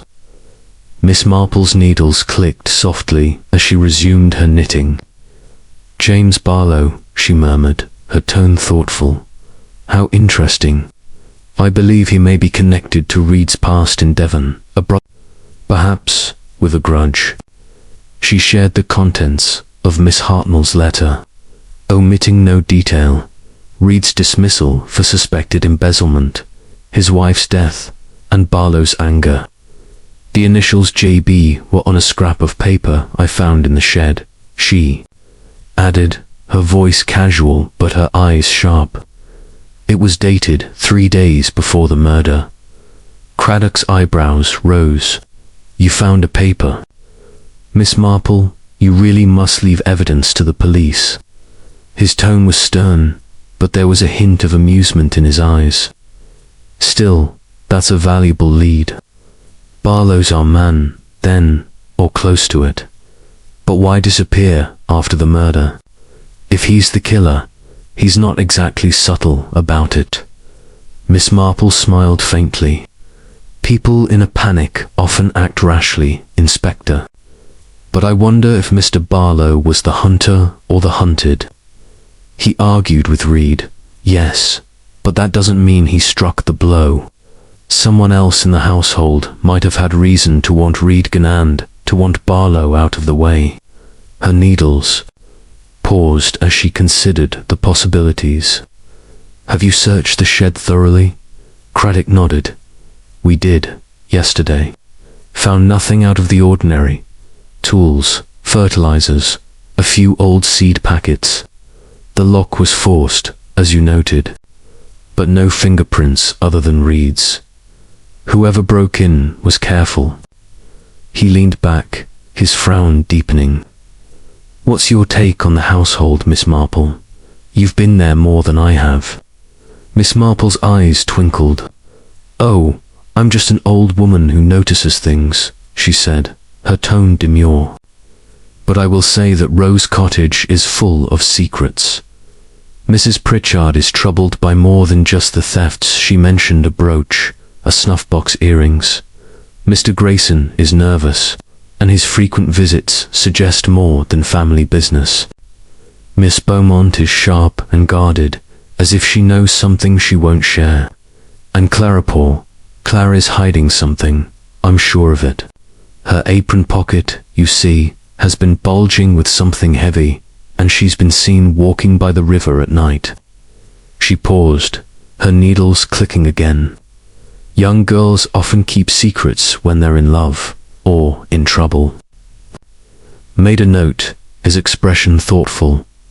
Clara, I'll have another talk with her, and this Barlow business will follow it up. If he's in London, we'll find him. He rose, tucking his notebook away. You'll let me know if you notice anything else, won't you? Of course, Inspector, Miss Marple said, her smile bland. I'm always happy to help. As Craddock left, she returned to her knitting, her mind racing. James Barlow's disappearance was significant, but it raised more questions than answers. Was he the killer, fleeing the scene, or a witness who had seen too much? And what of the household? The scrap of paper with J.B. suggested a connection to Rose Cottage, and Miss Marple suspected the truth lay closer than London. She decided to visit Rose Cottage again, this time with a plan to observe Clara more closely. The girl's nervousness, her late-night walks, and the bulge in her apron pocket were pieces of a puzzle that refused to fit neatly. Miss Marple, dressed with her usual care, choosing a grey skirt and a pale blue cardigan, her appearance unassuming yet impeccable. She tucked her knitting, notebook, and the scrap of paper with J.B. into her handbag and set out. The morning air, crisp and scented with dew. Rose Cottage stood as serene as ever, its roses glowing in the sunlight. But the garden bore the scars of the murder-trampled earth where Reed had fallen, and a lingering sense of unease. Eleanor greeted her at the door, her face pale but composed. Miss Marple, you're too kind to keep coming, she said, leading her into the drawing room. I'm afraid we're still in disarray. It's no trouble, my dear, Miss Marple said, settling into a chair. I thought you might need a friendly face. Her eyes scanned the room, noting the fresh roses in the vase, their scent masking the faint bitterness of yesterday's tea. Clara was polishing a sideboard, her movements slow and deliberate, her apron pockets still bulging. Harold was in the study, his briefcase open and papers scattered across the desk. Lydia was absent, though the sound of pruning shears from the garden suggested her presence. Eleanor poured tea, her hands steadier today, but her eyes tired. The police were here again this morning, she said, asking about that stranger at the pub. They think he might be involved. Her voice faltered, and she glanced at Clara, who kept her eyes on her work. Miss Marple nodded, her needles clicking softly. Yes, Inspector Craddock mentioned a Mr. James Barlow, a private investigator. Did you ever see him, Mrs. Pritchard? You mentioned a man with a satchel at the gate. Her tone was casual, but her eyes were sharp. Watching Eleanor's reaction, Eleanor hesitated, her fingers tightening on her teacup. I'm not sure. It was only a glimpse a few days ago. He was talking to Thomas, and they seemed agitated. I didn't hear what they said. She looked away, as if reluctant to say more. Miss Marple's needles paused. How curious, she said. And did Mr. Reed seem troubled afterward? Her question was gentle, but her eyes moved to Clara. Noting the girl's sudden stillness, Eleanor nodded. He was quieter than usual, kept to the shed more. I thought he was just busy with the roses. Her voice was soft, but there was a tremor in it, as if she feared what her words might reveal. Clara, still polishing, dropped a cloth and bent to retrieve it, her apron pocket shifting to reveal a glint of metal. Miss Marple's heart quickened, but her face remained serene. Clara dear, she said, her tone kind, you must be exhausted with all this upset. Have you been sleeping? Her question was innocent, but her eyes were intent. Watching the girl's reaction, Clara flushed, her hands clutching the cloth. I am all right, miss. It's just hard, with Mr. Reed gone. Her voice trembled, and she glanced at Eleanor, as if seeking permission to leave. Miss Marple smiled. Of course, dear, but do take care. Late nights can be so tiring. Her words were gentle, but the mention of late nights made Clara's eyes widen, and she hurried from the room, muttering about fetching more polish, as Eleanor poured more tea. Harold emerged from the study, his face drawn. Miss Marple, he said, nodding curtly. Still here, I see. His tone was polite, but edged with irritation, and Miss Marple noted the ink stains on his fingers, fresher today, and the slight bulge in his briefcase. Just offering a bit of comfort, Miss Marple said, her smile bland. You, do you know Mr. Grayson? You must be busy with Mrs. Pritchard's affairs. Complicated business, I presume. Her question was casual, but her eyes were sharp, noting the way his hand twitched. Yes, complicated, Harold said brusquely. My cousin's late husband left a mess of papers. I'm sorting it out. He glanced at Eleanor, who looked away, her expression strained. Miss Marple's needles clicked.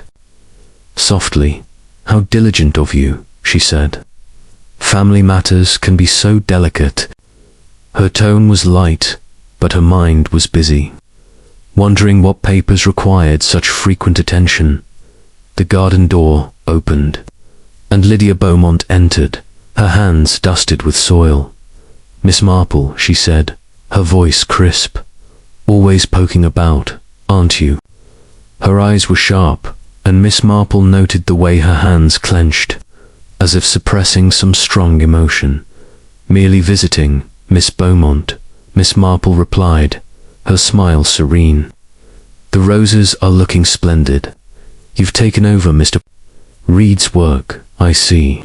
Her tone was admiring, but her eyes were watchful. Noting the faint smudge of ink on Lydia's sleeve, curious detail for a gardener. Lydia snorted. Someone has to keep the place from falling apart, she said. Reed was careless in the end, leaving things in disarray. Her words were sharp, and Miss Marple wondered if they held a deeper meaning, as the conversation turned to mundane matters. Miss Marple's thoughts remained on the stranger, James Barlow, his argument with Reed, his sudden disappearance, and the initials, J.B., suggested he was a key figure, but the household's secret sclaris, hidden object, Harold's nervous energy, Lydia's hostility, pointed to a closer culprit. The scent of tobacco, the forced lock, and the missing jewelry were all threads in the same tapestry, and Miss Marple was determined to weave them together. She excused herself soon after, promising to return, her mind already planning her next move. Back at her cottage, she sat by the window, her knitting in her lap, and considered the stranger's shadow. James Barlow was a piece of the puzzle, but the heart of the mystery lay within Rose Cottage, where secrets festered like weeds. Among the roses, in St. Mary Mead, the truth was never far from the surface, if one knew where to look. Chapter 8. The trap is set. The afternoon sun cast a golden glow over St. Mary Mead, its warmth a deceptive contrast to the chill that lingered in the wake of Thomas Reed's murder at Rose Cottage. Miss Jane Marple sat in her parlour, her knitting, needles clicking softly as she worked on the final rows of the pale pink shawl, now nearly complete. Her pale blue eyes, sharp and unclouded, gazed out at the village lane, where the usual comings and goings, Mrs. Price with her basket, the postman's bicycle, children playing on the green, were subdued by the weight of the tragedy. The threads of the mystery were weaving together in her mind, the pruning knife in Reed's chest, the forced lock on the shed, the blood-stained rose petal, the scrap of paper with the initials J.B., the scent of expensive tobacco, and the revelations about Reed's past in Devon embezzlement, a wife's suspicious death, and an angry brother-in-law, James Barlow. The household at Rose Cottage, Eleanor, Pritchard, Harold Grayson, Lydia Beaumont, and Clara Dunwich, held secrets, revealed in their glances, hesitations, and guarded words. Miss Marple was certain the truth lay within their circle, and she resolved to set a trap to draw it out. Her visit to Rose Cottage the previous day had confirmed her suspicions. Clara's bulging apron pocket, Harold's ink-stained fingers and nervous energy, Lydia's sharp-tongued hostility, and Eleanor's reluctant admissions about the missing jewelry all pointed to a web of deceit. The stranger, James Barlow, identified by Inspector Craddock as a private investigator who had argued with Reed at the pub, was a key figure, but his disappearance suggested he might be a witness rather than the killer. The scrap of paper with J.B. was a tantalizing clue, but Miss Marple suspected it pointed closer to home, perhaps, to someone in the household who had known Reed's past and used it against him. To test her theory, she needed to provoke a reaction, to shake the branches and see what fell. She telephoned Inspector Craddock, her voice as gentle as ever, but laced with purpose. "Inspector, I wonder if you might arrange a meeting at Rose Cottage this evening," she said. "A small gathering to update the household on the investigation. I believe it might clarify certain matters." Her tone was mild, but familiar with her methods, agreed without hesitation, promising to assemble the household at 7 o'clock. Miss Marple then enlisted young Tommy Pierce, the village lad known for his sharp eyes and penchant for mischief, to keep watch on the shed that night. "Just note who comes and goes, Tommy," she said, slipping him a shilling. "But don't be seen, mind." Tommy, thrilled by the task, nodded eagerly and scampered off. Miss Marple dressed with her usual care, choosing a grey skirt and a lavender cardigan, her appearance unassuming yet impeccable. She tucked her knitting notebook and the scrap of paper with J.B. into her handbag, along with the blood-stained rose petal, and set out for Rose Cottage. The village was quiet, the air heavy with the scent of late summer roses and the faint hum of evening insects. As she approached the cottage, its whitewashed walls glowed in the fading light, but the garden bore the scars of tragedy-trampled earth where Reed had fallen, and a lingering sense of unease. Eleanor greeted her at the door, her face pale but composed. "Miss Marple, you're so kind to come again," she said, leading her into the drawing room. The inspector called about a meeting. "I hope it means they're close to finding the truth." Her voice trembled, and Miss Marple noted the way her hands clutched a lace handkerchief, as if seeking comfort in its delicate weave. "I'm sure they're doing their best," Miss Marple said, her tone soothing. "The police are very thorough." Her eyes scanned the room, noting the fresh roses in the vase, their scent masking the faint bitterness of yesterday's tea. Clara was setting out a tea tray, her movements slow and deliberate, her apron pocket still bulging. Harold stood by the window, his briefcase at his feet, his ink-stained fingers twitching. Lydia sat in a corner, her tall frame rigid, her dark eyes fixed on the garden with an intensity that suggested more than casual interest. Inspector Craddock arrived promptly at 7, accompanied by Constable Harris, whose earnestness was tempered by a nervous glance at the assembled group. "Thank you for gathering," Craddock said, his voice brisk. "I've some updates on the investigation into Mr. Reed's death, and I thought it best to share them with you all." He opened his notebook, his expression serious. "We've identified the stranger seen arguing with Reed at the pub. His name is James Barlow, a private investigator from London, hired to track Reed for reasons we're still uncovering. He checked out of the Red Lion in the night of the murder and hasn't been seen since." Eleanor gasped softly, her hands tightening on her handkerchief. Harold's frown deepened, and he adjusted his tie, his fingers trembling. Lydia's lips curled slightly, as if the news amused her, while Clara's face paled, her hands clutching her apron. Miss Marple's needles clicked softly, her eyes moving from face to face, noting every reaction. Craddock continued, "We've also learned more about Reed's past. He was dismissed from a firm in Devon for suspected embezzlement, and his wife's death, a fall from a cliff, was rumored to be suicide, or worse. Barlow, we believe, was his brother-in-law, possibly seeking answers or revenge." He paused, his eyes scanning the group. "Does anyone know anything about this man, or why he might have been after Reed?" Eleanor shook her head, her voice faint. "I told you about the man at the gate with the satchel. It might have been him, but I didn't hear their conversation."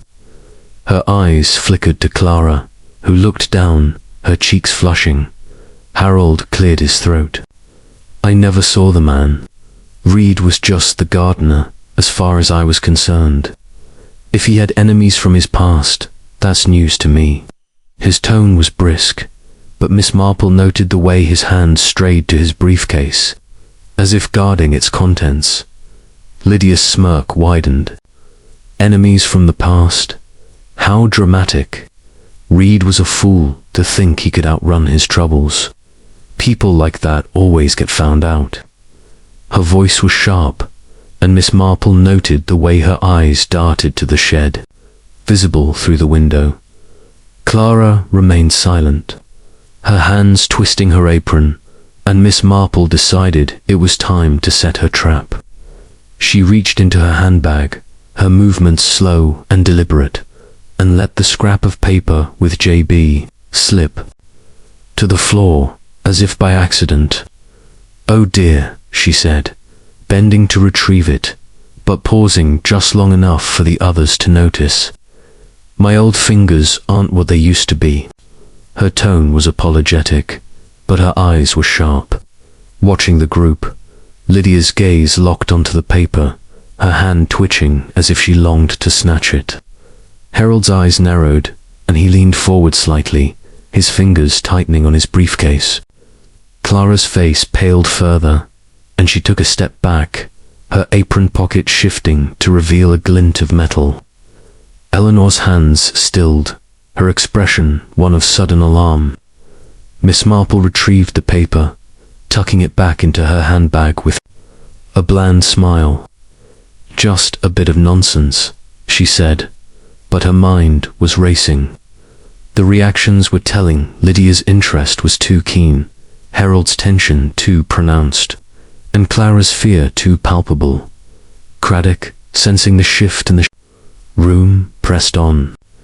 "We're also looking into the missing items. Mrs. Pritchard reported a brooch, a snuff-box, earrings. It's possible Reed was involved, or that they're connected to his death. If anyone knows anything, now's the time to speak." His tone was firm, but no one responded. The silence heavy with unspoken truths. As the meeting ended, Miss Marple lingered, her eyes on the garden. She had instructed Tommy Pierce to watch the shed, and she hoped his sharp eyes would catch something significant. The group dispersed, Eleanor retreating to her room, Harold returning to his papers, and Lydia heading to the garden, her pruning shears in hand. Clara hurried to the kitchen, her apron pocket still bulging, and Miss Marple made a mental note to speak with her privately. That evening, Tommy Pierce arrived at her cottage, his face alight with excitement. "Miss Marple, I did what you said," he whispered, glancing around as if expecting a spy. "I watched the shed, and you'll never guess Miss Beaumont went in just after dark. She was quick, like she didn't want to be seen, and she came out with a small box, wooden, with a lock on it. She tucked it under her coat and went back to the house." Miss Marple's heart quickened, but her smile was calm. "Well done, Tommy," she said, slipping him another shilling. "You're a clever boy. Don't tell anyone, mind." As Tommy scampered off, Miss Marple sat back, her knitting in her lap. The trap had worked. Lydia's reaction to the paper and her nocturnal visit to the shed suggested she was hiding something, perhaps the missing jewelry, or something more incriminating. The initials JB might not stand for James Barlow. After all, could Lydia be concealing a connection to Reed's past? Miss Marple's needles clicked softly as she considered her next move. The stranger's shadow loomed over Rose Cottage, but the heart of the mystery lay within its walls. Lydia's actions, Clara's secret, Harold's nervousness, and Eleanor's hesitancy were all threads in the same tapestry, and Miss Marple was determined to pull them tight. In St. Mary Mead, the truth was never far from the surface, and she was closer than ever to uncovering it. Chapter 9. The Confrontation. The morning light crept over St. Mary Mead, casting a soft glow through the lace curtains of Miss Jane Marple's cottage, where she sat with her knitting, the pale pink shawl now complete and folded neatly on the table. The village outside was hushed, its usual rhythm disrupted by the shadow of Thomas Reed's murder at Rose Cottage. Miss Marple's pale blue eyes, sharp and unclouded, reflected a mind at work, weaving together the threads of the mystery that had consumed her thoughts. The pruning knife in Reed's chest, the forced lock on the shed, the blood-stained rose petal, the scrap of paper with the initials JB, and the persistent scent of expensive tobacco that clung to the late gardener. The letter from Miss Hartnell had illuminated Reed's past embezzlement, a wife's suspicious death, an angry brother-in-law named James Barlow, the household at Rose Cottage, Lana Pritchard, Harold Grayson, Lydia Beaumont, and Clara Dunn had revealed secrets in their silences, glances, and guarded words. The trap Miss Marple had set the previous evening, with the deliberate dropping of the JB paper and Tommy Pierce's observation of Lydia retrieving a wooden box from the shed, had borne fruit. Lydia's reaction to the paper, her twitching hand, her sharp glance, combined with her clandestine visit to the shed, suggested she was hiding something significant, perhaps the missing jewelry or evidence tied to Reed's death. The initials, JB, had initially pointed to James Barlow, the private investigator who had argued with Reed and vanished after the murder. But Miss Marple now suspected they referred to someone closer to home. Lydia Beaumont's hostility, Clara's bulging apron pocket, Harold's nervous energy, and Eleanor's hesitancy were all pieces of a puzzle, and Miss Marple was certain the truth lay within the household. Today, she would confront the killer, using her gentle demeanor to draw out a confession. She telephoned Inspector Craddock, her voice calm but purposeful. "Inspector, I wonder if you might accompany me to Rose Cottage this morning," she said. "I believe we may be close to resolving the matter of Mr. Reed's death. A private conversation with Miss Beaumont might be illuminating." Craddock, accustomed to her insights, agreed to meet her at the cottage at 10 o'clock, his tone betraying a mix of curiosity and respect. Miss Marple dressed with her usual care, choosing a grey skirt and a pale blue cardigan, her appearance unassuming yet impeccable. She tucked her knitting notebook, the scrap of paper with JB, and the blood-stained rose petal into her handbag and set out, the morning air crisp with the scent of dew and roses. Rose Cottage stood serene, its whitewashed walls glowing in the sunlight. But the garden bore the scars of tragedy-trampled earth where Reed had fallen, and a lingering sense of unease. Eleanor greeted her at the door, her face pale and drawn. "Miss Marple, you're so kind to keep visiting," she said, her voice trembling. "The inspector called about coming this morning. I hope it means they're close to finding the truth." Her hands clutched a lace handkerchief, and Miss Marple noted the faint tremor in her fingers. "I'm sure they are, my dear," Miss Marple said, her tone soothing. "The truth has a way of coming to light." Her eyes scanned the hall, noting the faint scent of polish and the absence of Clara, who was likely in the kitchen. Harold was in the study, his briefcase open and papers scattered, while Lydia was in the garden, her pruning shears flashing in the sunlight. Miss Marple requested a private word with Lydia, and Eleanor, though surprised, nodded and led her to the garden.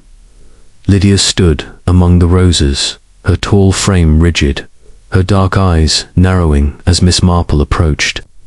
"Miss Marple," she said, her voice crisp with a hint of mockery, still poking about, "you must find our little tragedy quite diverting."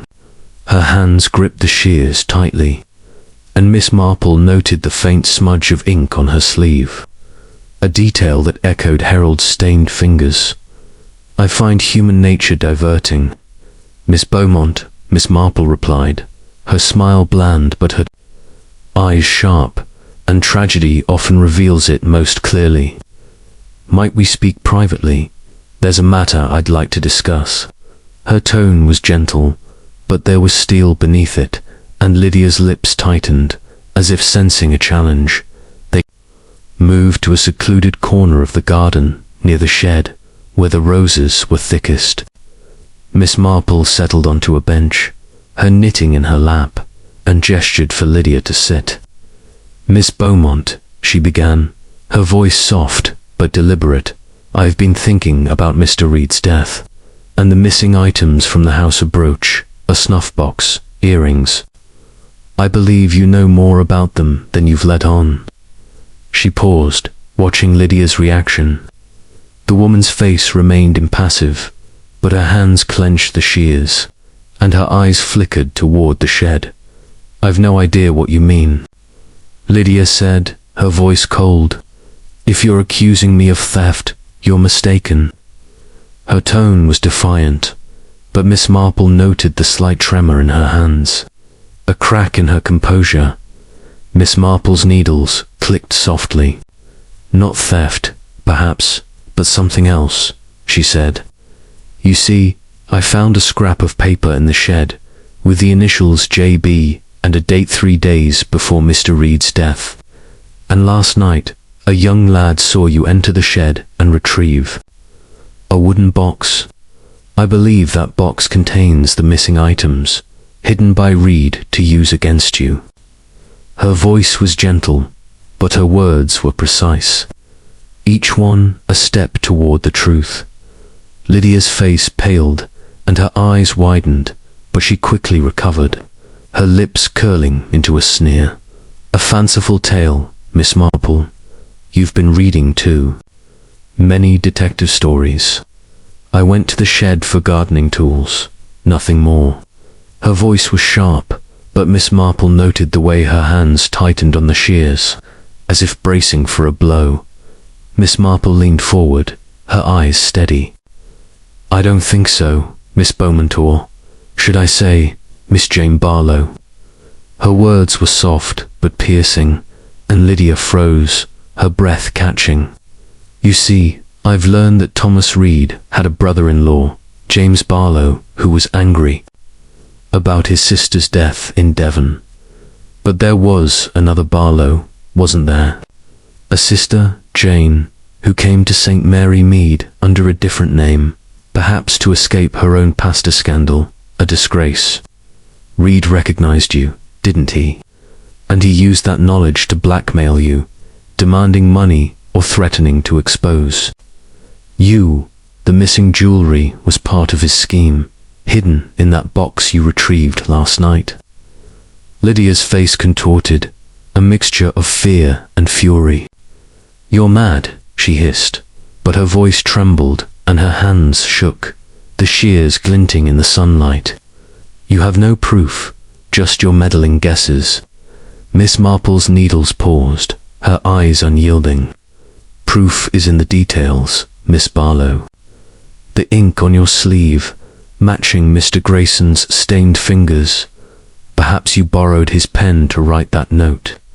JB, the forced lock on the shed, where Reed kept his secrets. Your hostility, your late-night visit to retrieve the box. And the roses Reed taught you how to tend them, didn't he?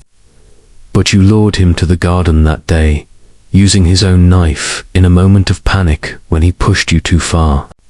Her voice was gentle, almost sorrowful, but her logic was relentless.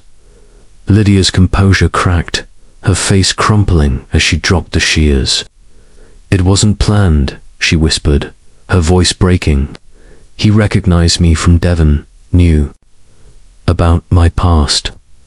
I'd run away from a scandal of theft, years ago, to help my brother James. Reed found out, started demanding money, hiding the jewelry to make it look like I was stealing again. I couldn't pay anymore, and he threatened to tell everyone. That day, in the garden, he laughed at me, said I'd never escape. I grabbed the knife, it was there, in his hand, and I didn't mean to kill him. Her voice choked, and she buried her face in her hands, sobbing. Miss Marple rose, her expression one of quiet compassion. I'm sorry, my dear, she said, but the truth must come out. She turned as Inspector Craddock approached, having waited nearby at her request. He had heard the confession, his notebook already open, and he nodded to Miss Marple, his face a mixture of admiration and solemnity. Lydia Beaumont, or Jane Barlow. I'm arresting you for the murder of Thomas Reed, Craddock said, his voice firm but not unkind. He signaled to Constable Harris, who gently took Lydia's arm, leading her away as she wept. Her defiance shattered. Eleanor, who had emerged from the house, stood frozen, her hands clutching her handkerchief. Oh, Miss Marple, she whispered, her voice trembling. How did you know? Miss Marple patted her hand. People are much the same, my dear, wherever you go. They carry their secrets, but they leave traces, if you know where to look. Her smile was gentle, but her eyes were sharp, noting Clara's pale face as she watched from the doorway. Her apron pocket empty at last, as Craddock prepared to leave. With Lydia, Miss Marple lingered in the garden, her eyes on the roses. The shed stood silent, its secrets revealed, and the scent of tobacco had faded, replaced by the sweet fragrance of the flowers. The trap had worked, the truth had surfaced, and St. Mary Mead would soon settle back into its quiet rhythm. But Miss Marple knew that the village, like the human heart, was never without its shadows. Chapter 10. The Quiet Resolution. The morning sun rose gently over St. Mary Mead, its golden light filtering through the laced curtains of Miss Jane Marple's cottage, casting intricate patterns across the polished oak table where her knitting lay, the pale pink shawl now neatly folded and ready for her niece. The village outside was stirring, its rhythms slowly returning after the shock of Thomas Reed's murder at Rose Cottage. The air carried the scent of dew and freshly cut grass, and the distant hum of bees signaled a return to the ordinary, though the memory of tragedy lingered like a faint shadow. Miss Marple sat by her window, her pale blue eyes sharp and unclouded, her mind reflecting on the threads of the mystery now woven into a complete tapestry: the pruning knife in Reed's chest, the forced lock on the shed, the blood-stained rose petal, the scrap of paper with the initials J.B., and the elusive scent of expensive tobacco that had clung to the late gardener. The confrontation with Lydia, Beaumont Jane Barlow, as she had revealed herself, had brought the truth to light. Lydia's confession, elicited by Miss Marple's carefully set trap, had exposed her as Reed's killer, driven by desperation to silence his blackmail over her scandalous past. The missing jewelry, Lenor's brooch, snuff-box and earrings had been part of Reed's scheme, hidden in the shed to frame Lydia or extort her further. James Barlow, Lydia's brother, and the private investigator who had argued with Reed, had fled not as a killer but as a witness, fearing implication in his sister's crime. The household at Rose Cottage, Eleanor Pritchard, Harold Grayson, and Clara Dunn had been cleared of suspicion, though their secrets had played their part in the drama. Miss Marple's needles clicked softly as she pondered the human frailties that had led to such a tragic end. The resolution had come swiftly after Lydia's arrest. Inspector Craddock, ever courteous, had returned to Rose Cottage the previous evening to tie up loose ends, and Miss Marple had joined him at Eleanor's insistence. The drawing room, once heavy with tension, now felt lighter, though Eleanor's face was still pale, her silver hair neatly arranged, but her hands trembling as she poured tea. Clara, no longer clutching her apron, had revealed the contents of her pocket, a small locket, a gift from her mother, which she had kept hidden out of fear that it might be mistaken for stolen jewelry. Harold, his ink-stained fingers still fidgeting, had admitted to his preoccupation with Eleanor's financial affairs, which included a dispute over her late husband's estate, but nothing sinister. The air of suspicion had lifted, and Rose Cottage seemed to breathe again, its roses blooming with renewed vigor in the garden. Miss Marple's visit to the cottage that morning was prompted by a note from Eleanor, delivered by the postman with a sympathetic smile. "Please come, Miss Marple," it read. "I owe you so much, and I need your wisdom one last time." The request was heartfelt, and Miss Marple, ever attuned to the needs of others, dressed with her usual care. Choosing a grey skirt and a lavender cardigan, her appearance unassuming yet impeccable. She tucked her knitting and notebook into her handbag, leaving the scrap of paper with J.B. and the blood-stained rose petal behind. Their purpose served. The walk to Rose Cottage was pleasant, the village slowly reclaiming its calm, though whispers still lingered at the post office and the bakery, where Mrs. Baker and Mrs. Price exchanged knowing glances. Rose Cottage stood serene, its whitewashed walls glowing in the sunlight, the garden a riot of colour despite the tragedy it had witnessed. Eleanor greeted her at the door, her face weary but relieved. "Miss Marple, I can't thank you enough," she said, leading her into the drawing room. "You've brought peace to this house when I thought we'd never find it again." Voice trembled, and she gestured to a chair, where a fresh tea tray awaited. The roses in the vase, vibrant and fragrant. It was nothing, my dear, Miss Marple said, settling into the chair with a gentle smile. I only listened and watched. The truth has a way of revealing itself, if one is patient. Her eyes scanned the room, noting the absence of Clara, who was likely in the kitchen, and Harold, who had returned to London. His briefcase no longer a source of suspicion. The faint scent of polish filled the air, and the tea, this time, was perfectly steeped. A sign of the household's return to order. Eleanor poured tea, her hands steadier now. I still can't believe it was Lydia, she said, her voice soft. She seemed so strong, so sure of herself. To think she was hiding such a secret, and that Thomas was using it against her. She shook her head, her eyes filling with tears. I should have seen it, shouldn't I? The missing jewelry, his odd behavior. Miss Marple patted her hand. People are very good at hiding their true selves, Mrs. Pritchard, even from those closest to them. You couldn't have known. Her tone was kind, but her mind was still sifting through the details, ensuring no loose ends remained. And Clara, how is she managing?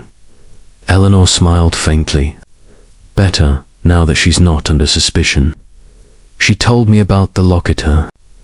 Mother's a keepsake. She was terrified we'd think she'd stolen it.